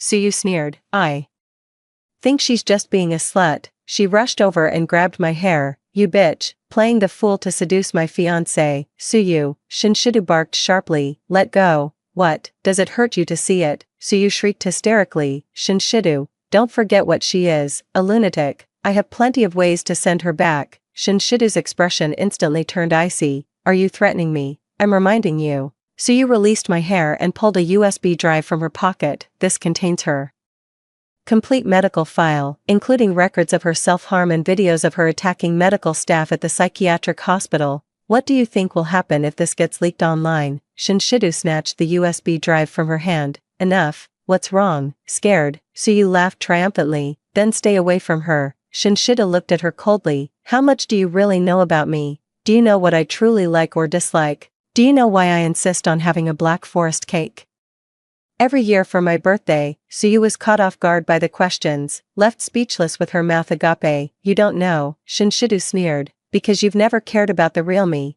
All you care about is the title of Mrs. Shin. So what? Suyu snapped, her shame turning to anger. At least I'm not insane. Shinshidu, you have to choose today, her or me. Shinshidu fell silent for a moment, then did something that even surprised me. He took my hand. Let's go. Suyu stood frozen in place as if struck by lightning. You're choosing her. For a lunatic, don't call her that. Shinshidu's voice was icy. And don't threaten me again. If you dare leak a single thing from that USB drive, I promise you'll regret it. He led me out of the study, leaving Suyu standing there alone, her face deathly pale. Shinshidu took me to the garden and we sat down on a bench beneath the cherry blossom tree. It was right here, 3 years ago, that he proposed to me. I'm sorry, he said abruptly. I was stunned, unsure if he was speaking to me or just thinking aloud. All these years, I've wronged you. He kept his head down, his voice barely a whisper. I shouldn't have been so quick to believe. My heart raced. Was he starting to doubt the truth of what happened back then? Shidu. I called his name tentatively. Shinshidu looked up, his eyes filled with a pain and struggle I hadn't seen in years. Won. What if what happened back then wasn't what we thought? Just then, my phone rang. It was a text message from the private investigator I hired. Found the key evidence. So you did indeed fabricate the video of you threatening with a knife. The original file has been recovered. I quickly locked my screen. but Shinshidu had already noticed. Who was that? The D doctor, I stammered. AF follow-up appointment. Shinshidu nodded and didn't press further. He reached out and gently touched my cheek, his gaze tender yet pained. Wan, if one day you remember everything, will you hate me? I looked at him, suddenly feeling utterly exhausted. Hate, of course I hate him, but hate is too simple. I want something more complex than hate. I want him to taste the full bitterness of regret, and then lose me forever. No, I don't hate you, I whispered, a naive smile curling at the corner of my lips. Because I like you. Shinshidu's eyes instantly reddened. He pulled me fiercely into his embrace, holding me tight as if I would vanish if he let go for even a second. Wan, my Wan, his voice choked with emotion. His words were cut short by Suyu's piercing shriek from the villa. Shinshidu, you get back here this instant. Shinshidu sighed and released me. Let's go back, he said when we returned to the villa. Suyu was in the living room in a furious rage, the floor littered with shattered porcelain. Seeing us enter, she grabbed a vase and hurled it at us. Shinshidu swiftly pulled me behind him. The vase struck his shoulder and then fell to the floor, smashing to pieces. Have you lost your mind? He roared. I am going crazy, you're driving me insane. Suyu sobbed hysterically. You're flirting with that bitch right in front of me. Shinshidu, what on earth do you take me for? Shinshidu looked at her coldly. We both need to cool off. I'll stay at a hotel tonight. He turned to leave, but Suyu lunged forward and grabbed his arm. No, today is your birthday, we promised we would. Let go. Shinshidu shook her off. Don't make me say something even uglier. Suyu stood rooted to the spot as if struck by lightning, her face a mess of tears. Shinshidu walked away without a backward glance, but not before giving me one last, complicated look as the sound of his car faded into the distance. Suyu suddenly turned to me, her eyes as venomous as a snake's. You won this round, you bitch, but don't celebrate too soon. She stormed upstairs and slammed the door shut with a heavy thud. I walked slowly to the dining table, looking at the fondant cake that was almost untouched, and the black forest cake of which only a small piece remained. I picked up a fork and took a bite of the cake I had made. The bitterness of the chocolate, the sweetness of the cream, the tartness of the cherries, all blended together perfectly, just like the taste of love. My phone buzzed again, a text from Shinshidu. Tomorrow, 12 noon at the Garden Restaurant. Let's talk. Just the two of us, don't tell Suyu. I smiled and deleted the message. The fish has taken the bait, time to reel it in. 6. The lunch at the Garden Restaurant was cancelled. Shinshidu texted saying he had to leave town on urgent business and would reschedule. I stared at the phone screen with a cold laugh. He wasn't going on a business trip at all. He was going to hire a private investigator to look into me. The private investigator I hired had already tipped me off that Shinshidu had people checking my medical records and the surveillance footage from the psychiatric hospital. Let him look. Those tapes would only show a vacant, simple-minded Suwon, who did nothing but eat, sleep, and stare blankly at the wall all day. But there are some things the cameras couldn't capture, like the diary I wrote under the covers, the revenge plans I carved under the bed slats with a smuggled fork, or my collection of pills hidden in the lining of the wardrobe. One of every type of medication they forced down my throat over the years, each pill secretly saved. I stood before the mirror, slowly rolling up my left sleeve. 3 years had passed, yet the scars remained starkly visible. During my first year in the psychiatric hospital, after each electroconvulsive therapy session, I would use a shard of glass I'd hidden to make a fresh cut on my wrist. It wasn't about suicide, it was about remembering everything that had been taken from me. Marking each day I vowed to get my revenge. The doorbell rang abruptly. I quickly pulled down my sleeve, fixed my vacant expression, and went to answer the door. It was a courier, delivering an exquisite box. After signing for it, I opened it to find a white dress, identical to the one I wore when Shinshidu confessed his feelings to me all those years ago. Inside the box was a card, wear this to see me tomorrow. I ran my fingers over the dress's soft fabric, a cold smile curling at the corner of my mouth. Was Shinshidu starting to feel nostalgic? Perfect, that was exactly what I wanted. I put the dress away, took out the diary hidden under the mattress, flipped to the latest page, wrote down today's date, and began to record. Day 103. Shinshidu is starting to waver. He tasted the cake and remembered the past. Suyu's fake pregnancy has been exposed. Next step, make him see the scars. After writing, I hid the diary back in its place, then took out my phone and sent a message to the private detective. Send the photos of Suyu with other men to Shinshidu. Tonight, the reply came.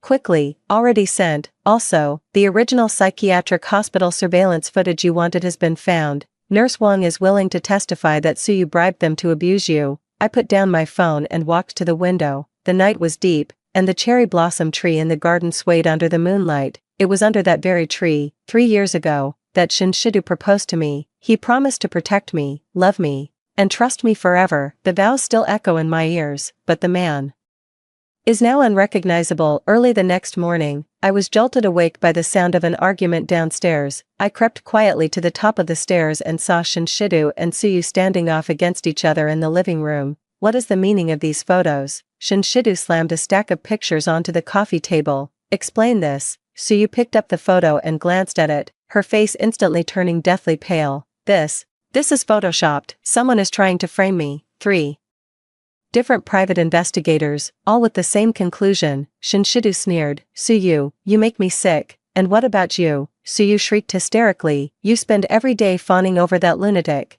Do you think I don't know what's on your mind? Shinshidu didn't answer and turned to leave. Suyu threw herself forward, grabbing his arm. Shidu, please let me explain. Those men are all in the past. You're the only one I love. Shinshidu shook her off. We're through. No, Sue.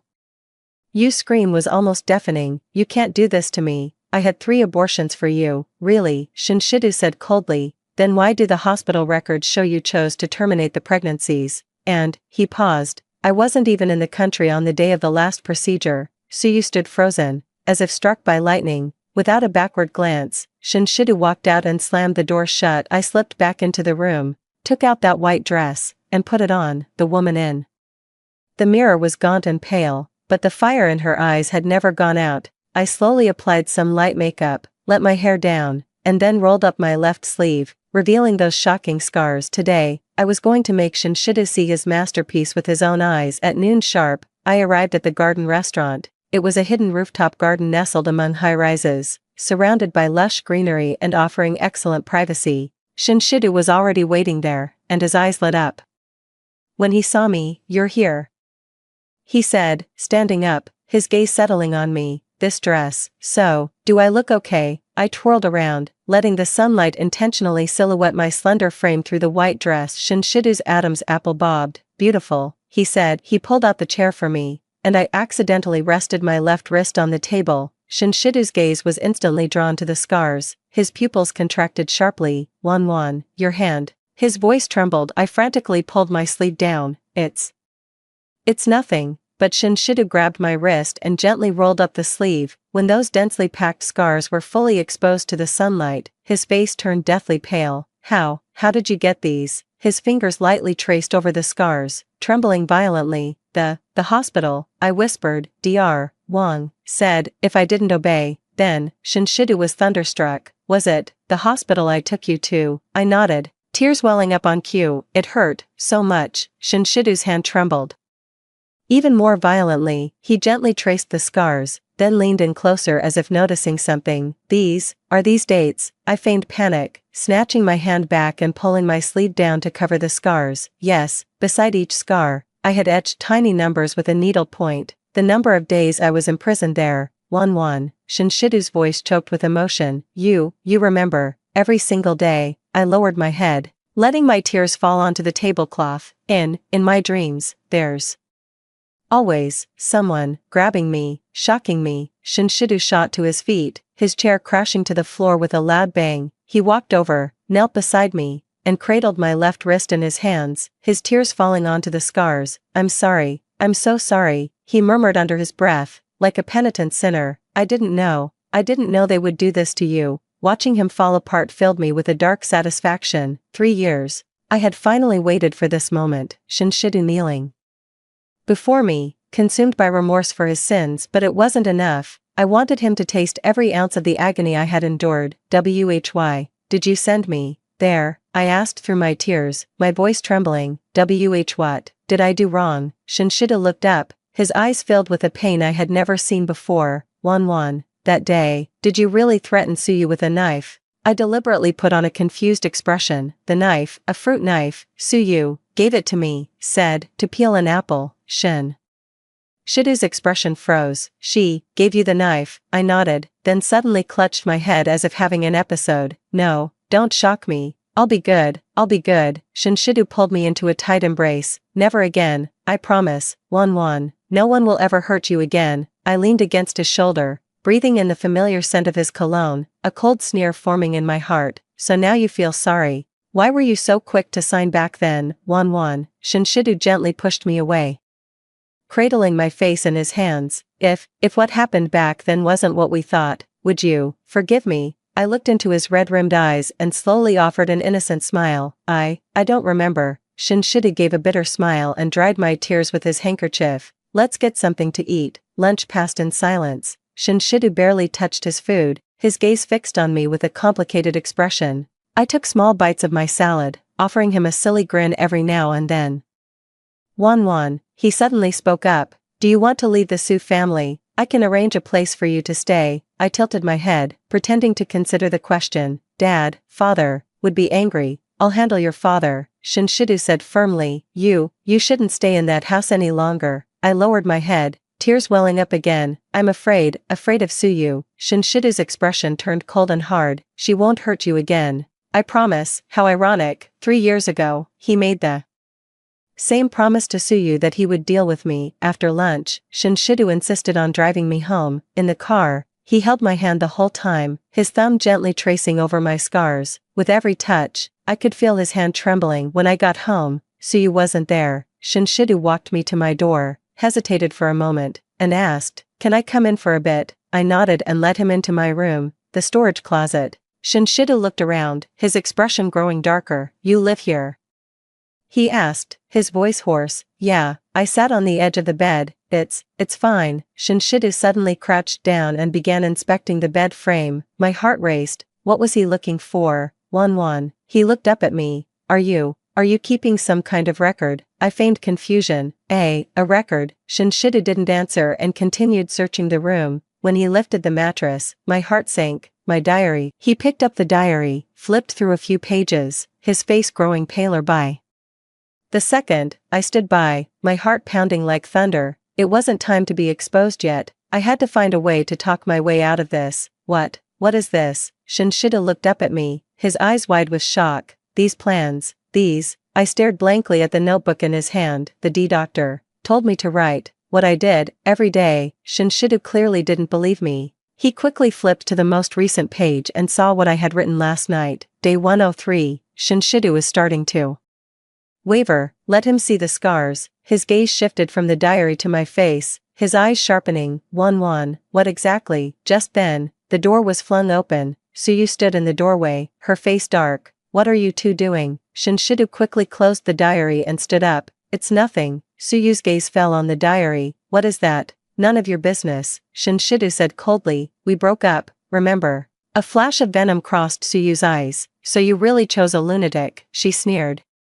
Shinshiru, do you really think she's crazy? Shinshiru didn't answer. He just stuffed the diary into his pocket and took my hand. Let's go. Stop. Suyu blocked our path. Hand over that notebook. Move. Shinshiru's voice was icy. Suyu suddenly laughed. Fine, take her. But, she gave me a meaningful look. Are you sure you want to be with a fraud who's just pretending to be crazy? My heart sank. Did she know I was faking it? Shinshiru tightened his grip on my hand. Compared to a lying, promiscuous bitch, I'd rather choose her. Suyu's face twisted into a vicious snarl. She lunged forward to snatch the diary, but Shinshiru shoved her aside and pulled me away, leading me out at a brisk pace. Shinshiru, you'll regret this. Suyu shrieked after us. She hates you. She'll never forgive you. Shinshiru didn't look back. He just held my hand tightly, leading me away from that nightmarish house. In the car, Shinshiru finally spoke. Won, about that diary. I hung my head, tears falling onto my skirt.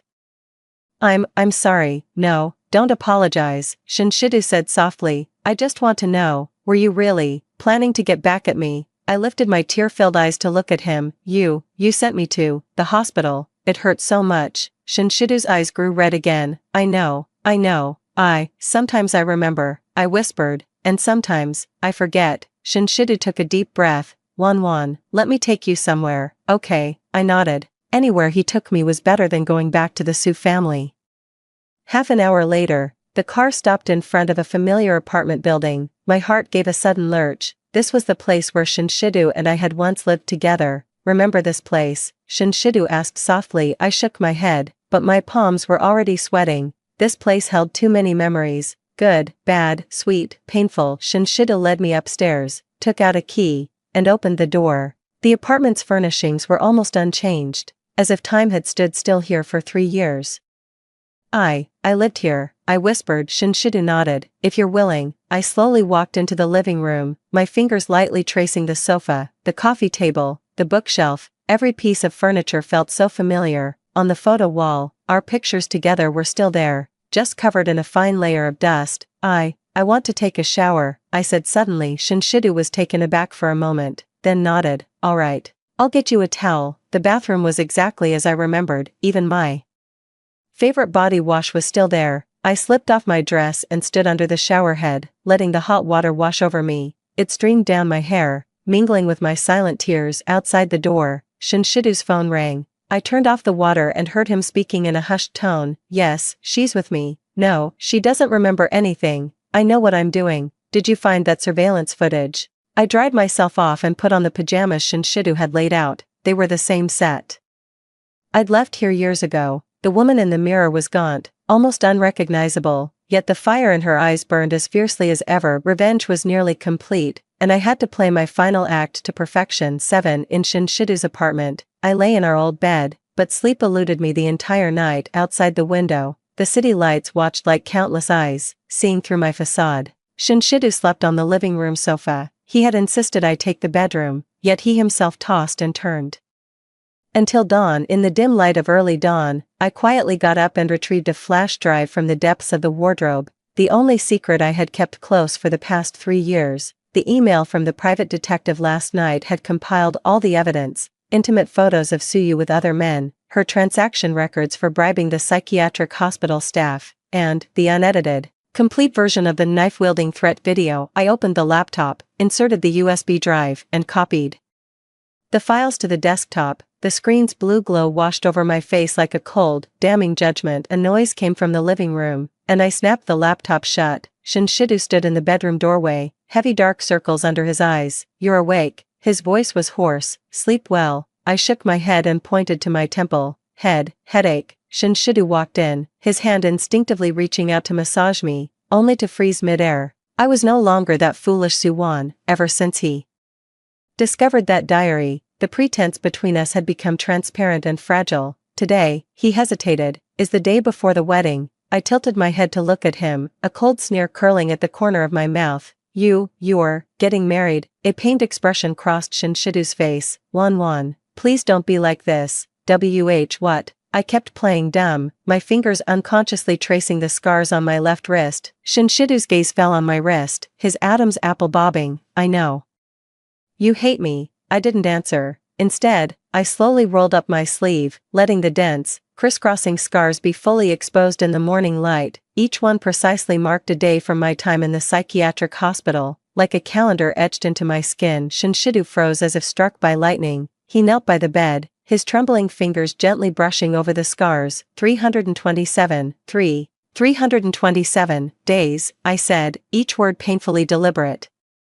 "Every single day, I remember." Shinshidu's eyes reddened. Wan, do you know what they did to me?" I continued in my halting speech, making each syllable cut like a knife. "Electric shocks, ice water, tied up, beaten." Shinshidu shot to his feet and rushed to the bathroom, retching violently. As I listened to the sounds of his painful heaving, a twisted sense of satisfaction welled up inside me. When he returned, his face was as pale as a sheet. "I'll call off the wedding," he said. Why? I tilted my head. Don't you love Suyu anymore?" Shinshidu gave a bitter smile. "I never loved her." Those words felt like a knife to my heart. 3 years ago, he had used those very words to send me to hell. "It's Suyu I love. I never loved you, liar," I said suddenly, my voice clear and sharp. Shinshidu was thunderstruck. Your stutter. It was all an act." I stood up and walked to the window, just like Suyu faking her pregnancy, faking that I threatened her. Sunlight fell upon me, outlining my gaunt frame. 3 years of torment had stripped away my softness, leaving behind a beauty that was sharp and severe. Wan, Shinshidu's voice trembled. You've regained your memories." "I never lost them." I turned around, looking him straight in the eye. every single day, every single moment. I remembered exactly what happened. Shinshidu staggered back a step, bumping into the wardrobe, then, those pills, hidden under the tongue, then spat out. I sneered, just like how you hid under Suyu's bed all those years ago, only for her to accidentally find you. Shinshidu's face turned even paler. You know, I know everything. I walked up to him, so close I could smell the mint of his toothpaste on his breath. I know you abandoned me for Suyu's family's investment. I know you signed the papers to send me to the psychiatric hospital even though you knew the truth. I know that for the past 3 years. You've stood outside that hospital every single month, yet you never once came in to see me. Shinshidu seemed to have all the strength drained from him, sliding down to sit on the floor. I tried, but they said your condition was unstable, and you believed them. I looked down at him from my height, just like you believed I would threaten Suyu with a knife. Shinshidu buried his head in his hands, his voice choked with emotion. I was out of my mind. No, you were just being selfish, I said, turning to the wardrobe and pulling out a paper bag. Get dressed, we need to go to your wedding. Shinshidu looked up, unable to believe his ears. What? I said, I repeated, enunciating each word slowly. We need to go to your wedding. Inside the paper bag were the clothes I had prepared in advance, a black suit, identical to the one he wore when he proposed to me all those years ago. Shinshidu took the bag with trembling hands. Won, what are you trying to do? I gave him a sweet smile, to offer you both my blessings, of course, 2 hours later, we stood at the entrance of the church. Guests had begun to arrive, and Suyu, clad in a $1 million wedding gown and surrounded by her bridesmaids, was smiling like an angel. Her smile froze the moment she saw me appear with Shinshidu. You too. Her face turned deathly pale, and her body trembled slightly beneath her wedding dress. Sister, I came to offer my blessings. I deliberately resumed my stammering, shrinking timidly behind Shinshidu. Suyu immediately regained her composure, a triumphant smile curling at the corner of her mouth. Thank you, sister. Shidu, it's time to get ready. Shinshidu stood motionless, his gaze fixed on Suyu with a complex expression. We need to talk, he said. Whatever you have to say can wait until after the ceremony. Suyu replied, linking her arm with his, her nails digging almost painfully into his flesh at that very moment. A piercing screech erupted from the church's sound system, followed by a recording that echoed throughout the entire chapel. Dr. Wang, how is my sister doing? As requested, the frequency of the electric shocks has been increased. Excellent. Here's your payment for this month's work. Remember, don't let her recover too soon. Suyu's face instantly turned deathly pale. The recording continued. Miss Su, are you sure you want to proceed? That video was clearly staged by you. Shut up, you took the money. Now do the job. I want her gone for good. The room erupted in an uproar. Guests whispered among themselves, their shocked gazes darting back and forth between Suyu and me. Turn it off, turn it off. Suyu shrieked hysterically, lunging for the sound system controls, but the real bombshell was yet to come. The church's large screen suddenly began playing video, surveillance footage of Suyu checking into hotels with various men, spanning from 3 years ago up until last week. This is fake. It's photoshopped, Suyu screamed hysterically, turning to Shin. Shidu, you have to believe me. Shinshidu stood his ground, his face dark and terrifying. I believe what I see. You, all of you. Suyu's gaze fell on me, and she suddenly understood. It was you bitch. She lunged at me like a rabid beast, only to be caught and held back by Shinshidu. Enough. Shinshidu snapped sharply. The wedding is off. No, Suyu shrieked hysterically. You can't do this to me. I've given up so much for you. Shinshidu sneered. For me, or for the title of Mrs. Shin. Suyu suddenly fell silent, a strange smile spreading across her face. Fine, call it off then. It doesn't matter anyway. She turned to me, her eyes glinting with malice. You'll always be a lunatic. That psychiatric hospital record will follow you for the rest of your life. I slowly walked up to her, rolled up my sleeves, and revealed those shocking scars. These, I said, are all gifts from you. The guests gasped. Some began to curse Suyu under their breath, while others pulled out their phones to record. What do any of you know? Suyu shrieked hysterically. She deserved it. Since we were kids, everyone has loved her. Dad, teachers, classmates, even Shirdu loved her first. So you framed me? I asked coldly. Yes. Suyu sneered with a vicious grin. Seeing you scream in agony from the electric shock was the happiest moment of my life. The entire room fell into a deathly silence. Shinshidu's face turned ashen, as if he were truly seeing the woman he almost married for the first time. Call the police, Shinshidu said to his assistant. Hand all this evidence over to the authorities. No, Suyu suddenly lunged at me, grabbing my hair. If I'm going down, you're coming with me. She dragged me towards the side door of the church with astonishing strength. Shinshidu and several guests gave chase, but Suyu had already pulled me onto the fire escape, heading straight for the rooftop. Let go of me, I struggled, but Suyu's hand gripped me like a vice. The rooftop door was kicked open violently. The blinding sunlight made it impossible for me to see for a moment. Suyu dragged me to the edge of the roof, a sheer drop of over a dozen stories below. Don't any of you come closer, she screamed at the crowd that had followed. Take one more step and I'll push her over. Shinshidu halted, his face deathly pale. Suyu, calm down, calm down.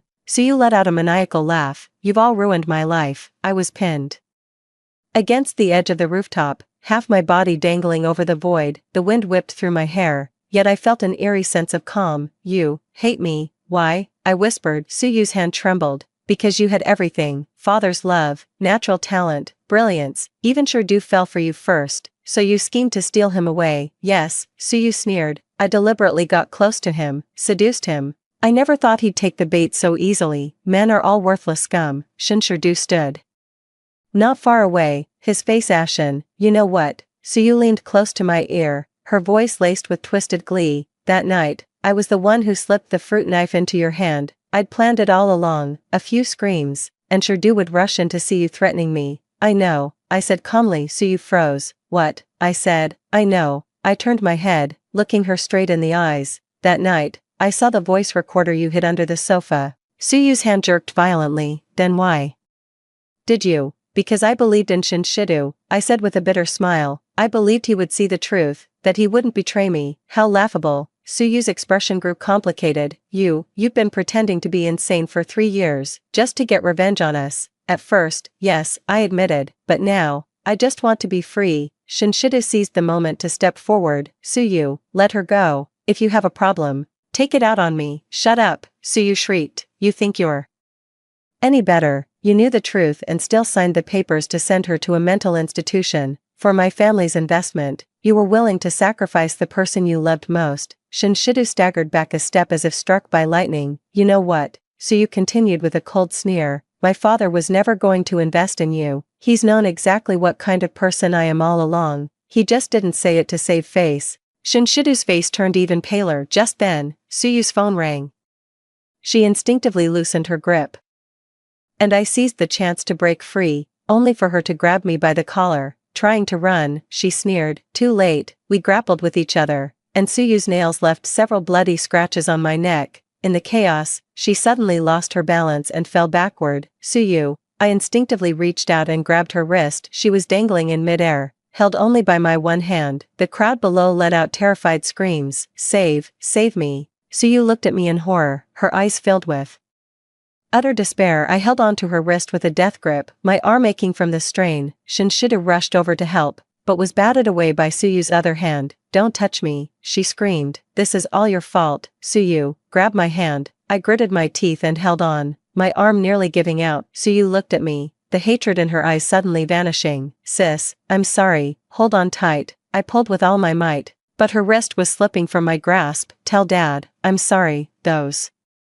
were Suyu's final words. Then, she fell. Time seemed to freeze. I stared at my empty hand, the screams of the crowd and the wail of sirens filling my ears. Shinshidu knelt at the edge of the rooftop, his face as pale as paper. Wan, he whispered, his hand trembling as he reached out. I took a step back, evading his touch. The wound on my neck burned with a searing pain, but compared to the hollowness in my heart, it was nothing. I thought revenge would bring me joy, but watching Suyu's falling figure, I felt only endless weariness and emptiness. Police rushed onto the rooftop, with medical personnel close behind. Someone draped a blanket over me, others tried to tend to my wounds, but I remained as unresponsive as a puppet. Shinshidu was surrounded by police for questioning, yet his gaze never left me. In it, I saw remorse, pain, and hope. How pathetic. He still clings to hope. Miss Sue, do you need to go to the hospital? A policewoman asked softly. I shook my head and pointed at Shinshidu. Show him what Suyu gave him before she fell. Everyone was stunned. Shinshidu was even more bewildered. What? The policewoman asked. The phone, I whispered. She slipped it to me. In his pocket. Shinshidu frantically felt his own pocket and, sure enough, pulled out a phone. Suyu's. The screen was cracked, but it still worked. The moment he unlocked it, his face turned deathly pale. What is it? The officer asked. Shinshidu looked up, his eyes filled with a despair I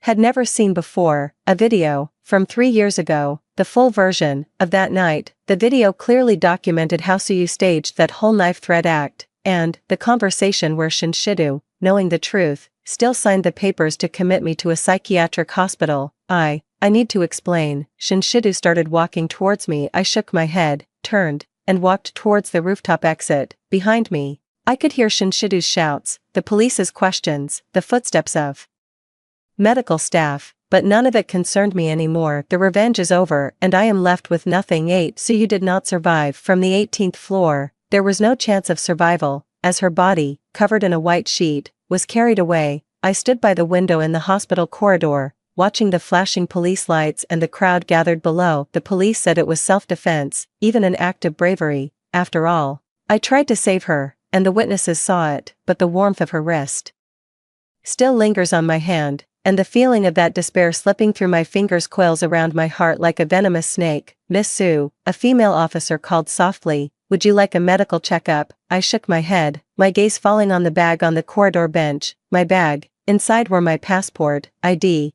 and a one-way ticket to Paris for the 11 p.m. flight tonight. So, should we notify your family? The policewoman asked again. Family? I almost laughed out loud. My father was probably vacationing on some small island in Europe right now, completely unaware that one of his daughters had fallen to her death and the other was utterly heartbroken. As for my mother, she left us when I was 10. No, that won't be necessary, I said softly, my voice hoarse and unfamiliar. The policewoman hesitated. Mr. Shin has been looking for you. He says he has something important to say. Tell him I'm gone. I cut her off, for good. The policewoman seemed to want to say more, but in the end, she just sighed and handed me a business card. If you need help, don't hesitate to call. After she left, I took Suyu's phone from my bag, the one she'd shoved into my hands just before she fell. The screen was cracked, but it still worked. The fingerprint lock had been rendered useless with her death, but the passcode, I tried her birthday, wrong. Then I tried Shinshidu's birthday, still wrong. Finally, I entered my own birthday, and it unlocked. How bitterly ironic, she used my birthday as her password, yet she hated me to the core. Her phone gallery was filled with intimate photos of her with different men, spanning a period of 5 years. I scrolled through them quickly until I spotted an encrypted folder labeled S. Shinshidu's initial. Inside the folder was a video, dated the very night I was committed to the psychiatric hospital. I tapped to play it. The footage showed Suyu and Shinshidu standing in the hospital corridor. You knew it was my doing, so why did you sign? Came Suyu's voice. Shinshidu rubbed his temples wearily. Your father agreed to the investment, so for money, you'd commit the woman you love to a mental institution. Suyu sneered venomously. Shinshidu was silent for a long time before saying, she needs treatment. The doctor said she might harm herself. Ha, Suyu let out a cold laugh. You're so good at lying to yourself, but I like it. This way, you'll be mine forever. The video ended there. My fingers trembled uncontrollably, and I could barely hold on to my phone. So he knew. He had known the truth all along, yet he still chose to sacrifice me. Rapid footsteps echoed from the end of the corridor as Shinshidu rushed over, his face deathly pale, with 2 police officers following close behind. Wan. His eyes lit up when he saw me. Thank God. I stood up, stuffing Suyu's phone into my pocket. Shinshidu stopped in front of me, reaching out for an embrace, but I took a step back to avoid it. Wan, his voice choked with emotion. I don't know what to say. Then don't say it. My voice was terrifyingly calm. I'm leaving. To where? Shinshidu panicked. No, Wan, we need to talk, about the past, about how you knew the truth and still signed the papers to have me committed. I sneered, pulling out Suyu's phone and waving it. I know everything. Shinshidu looked as if he'd been struck by lightning, his face instantly turning deathly pale. That video, Wan, let me explain what? I cut him off. Explain how you sold me out for money. Explain how you stood by and watched me suffer for 3 years. I was out of my mind back then. Shinshidu knelt down and grabbed my hand. I regret it. I've lived in remorse every single day for these 3 years. I pulled my hand back. His touch sickened me. Your remorse comes at a steep price. 3 years of my life, 327 scars. Shinshidu's tears fell to the floor. I'll make it right, for the rest of my life, no need. I pulled the plane ticket from my bag. The rest of my life has nothing to do with you. Shinshidu saw the ticket, his pupils contracting sharply. No, Wanwan, don't go. I'm begging you. He shuffled forward on his knees, trying to grab my legs, but was stopped by the police. Miss Su, an older police officer said, you are now a key witness and cannot leave the country for the time being. Let her go. An unfamiliar voice cut in. I turned and saw a well-dressed middle-aged man approaching, his features bearing a striking resemblance to Shinshidu. Father. Shinshidu looked up, stunned. Mr. Shin ignored him, instead giving me a slight nod. Miss Su,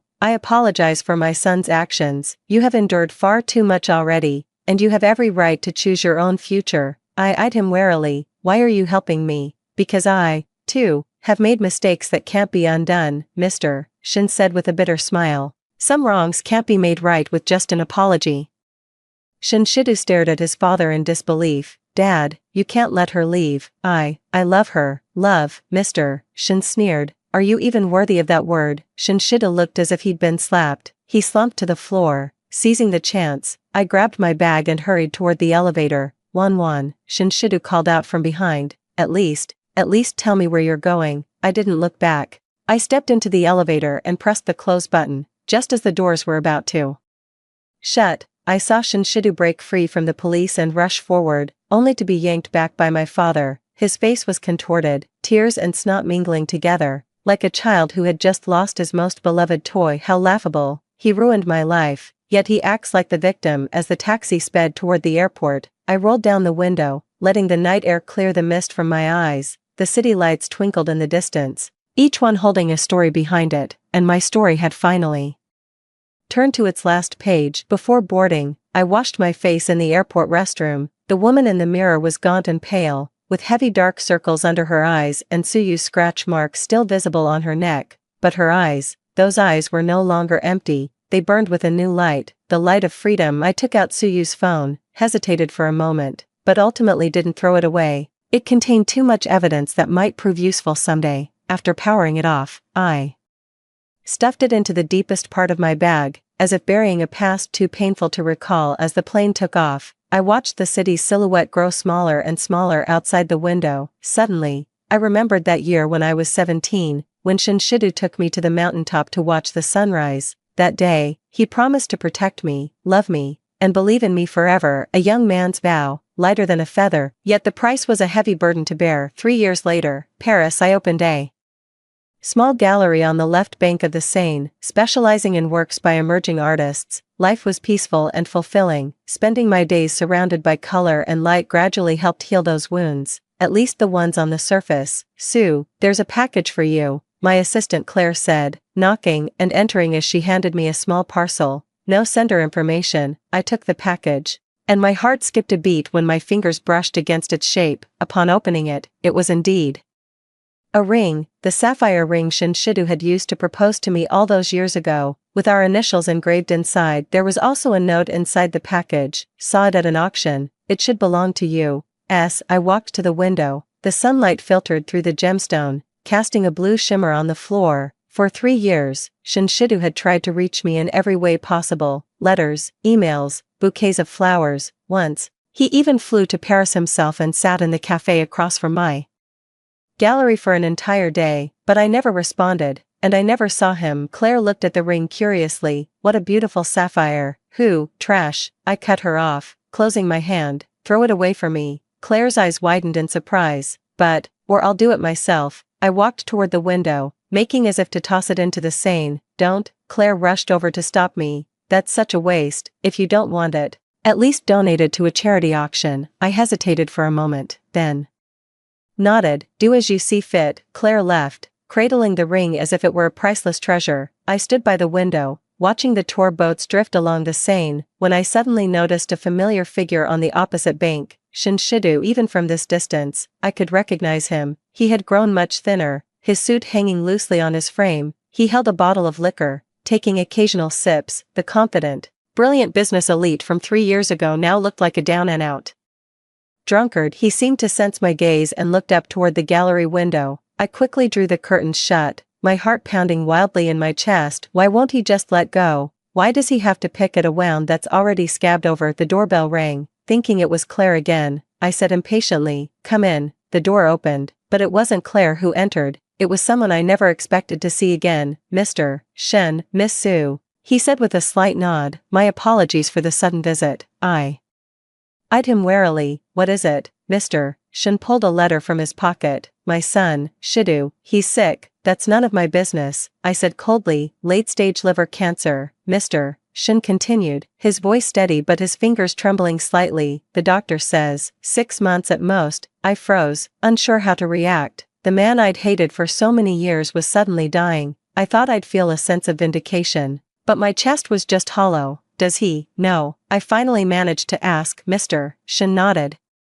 "He knows, but he refused treatment, saying it's a deserved punishment." I walked to the liquor cabinet, poured myself a glass of whiskey, and downed it in one go. The alcohol burned my throat but did nothing to warm my frozen heart. "Why are you telling me this?" I asked. "Because you're the only person he wants to see," Mr. Shen said with a bitter smile. "For the past 3 years, he's looked at your photo every day, collected any scrap of news about you. He sold his company shares and transferred all his assets into your name, even though you've always refused to accept them."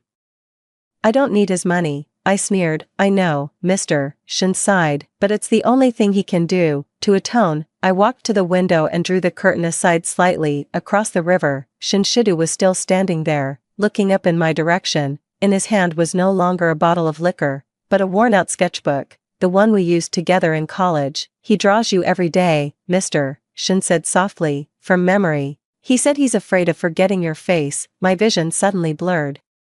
Memories I had deliberately buried came flooding back. The warm afternoons when Shinshidu taught me to sketch, every piano piece he played for me, the nights he stayed by my side when I had a fever. "Miss Sue," Mr. Shen's voice cut through my reverie, "I don't ask for your forgiveness, but could you see him one last time?" I turned to face Mr. Shen and saw that the man who once dominated the business world was now hunched over, his eyes filled with pleading. "No," I heard myself say, "some mistakes are unforgivable." The light in Mr. Shen's eyes went out. He nodded, turned toward the door, then paused. "The ring, he bought it with the last of his savings. At the auction, he got down on his knees and begged the other bidders to back off." "So what?" I sneered. "Did he think material things could make up for anything?" "No." Father Shen shook his head, "but it was the only way he knew how to love you." "Love." The word sounded so bitter coming from his lips. If that was love, I wish I had never known it. After Father Shen left, I stood by the window, watching Shinshidu on the opposite shore slowly close his sketchbook and turn to leave. His figure was gaunt and lonely, like a leaf about to wither and fall. I suddenly remembered what Suyu said before she fell.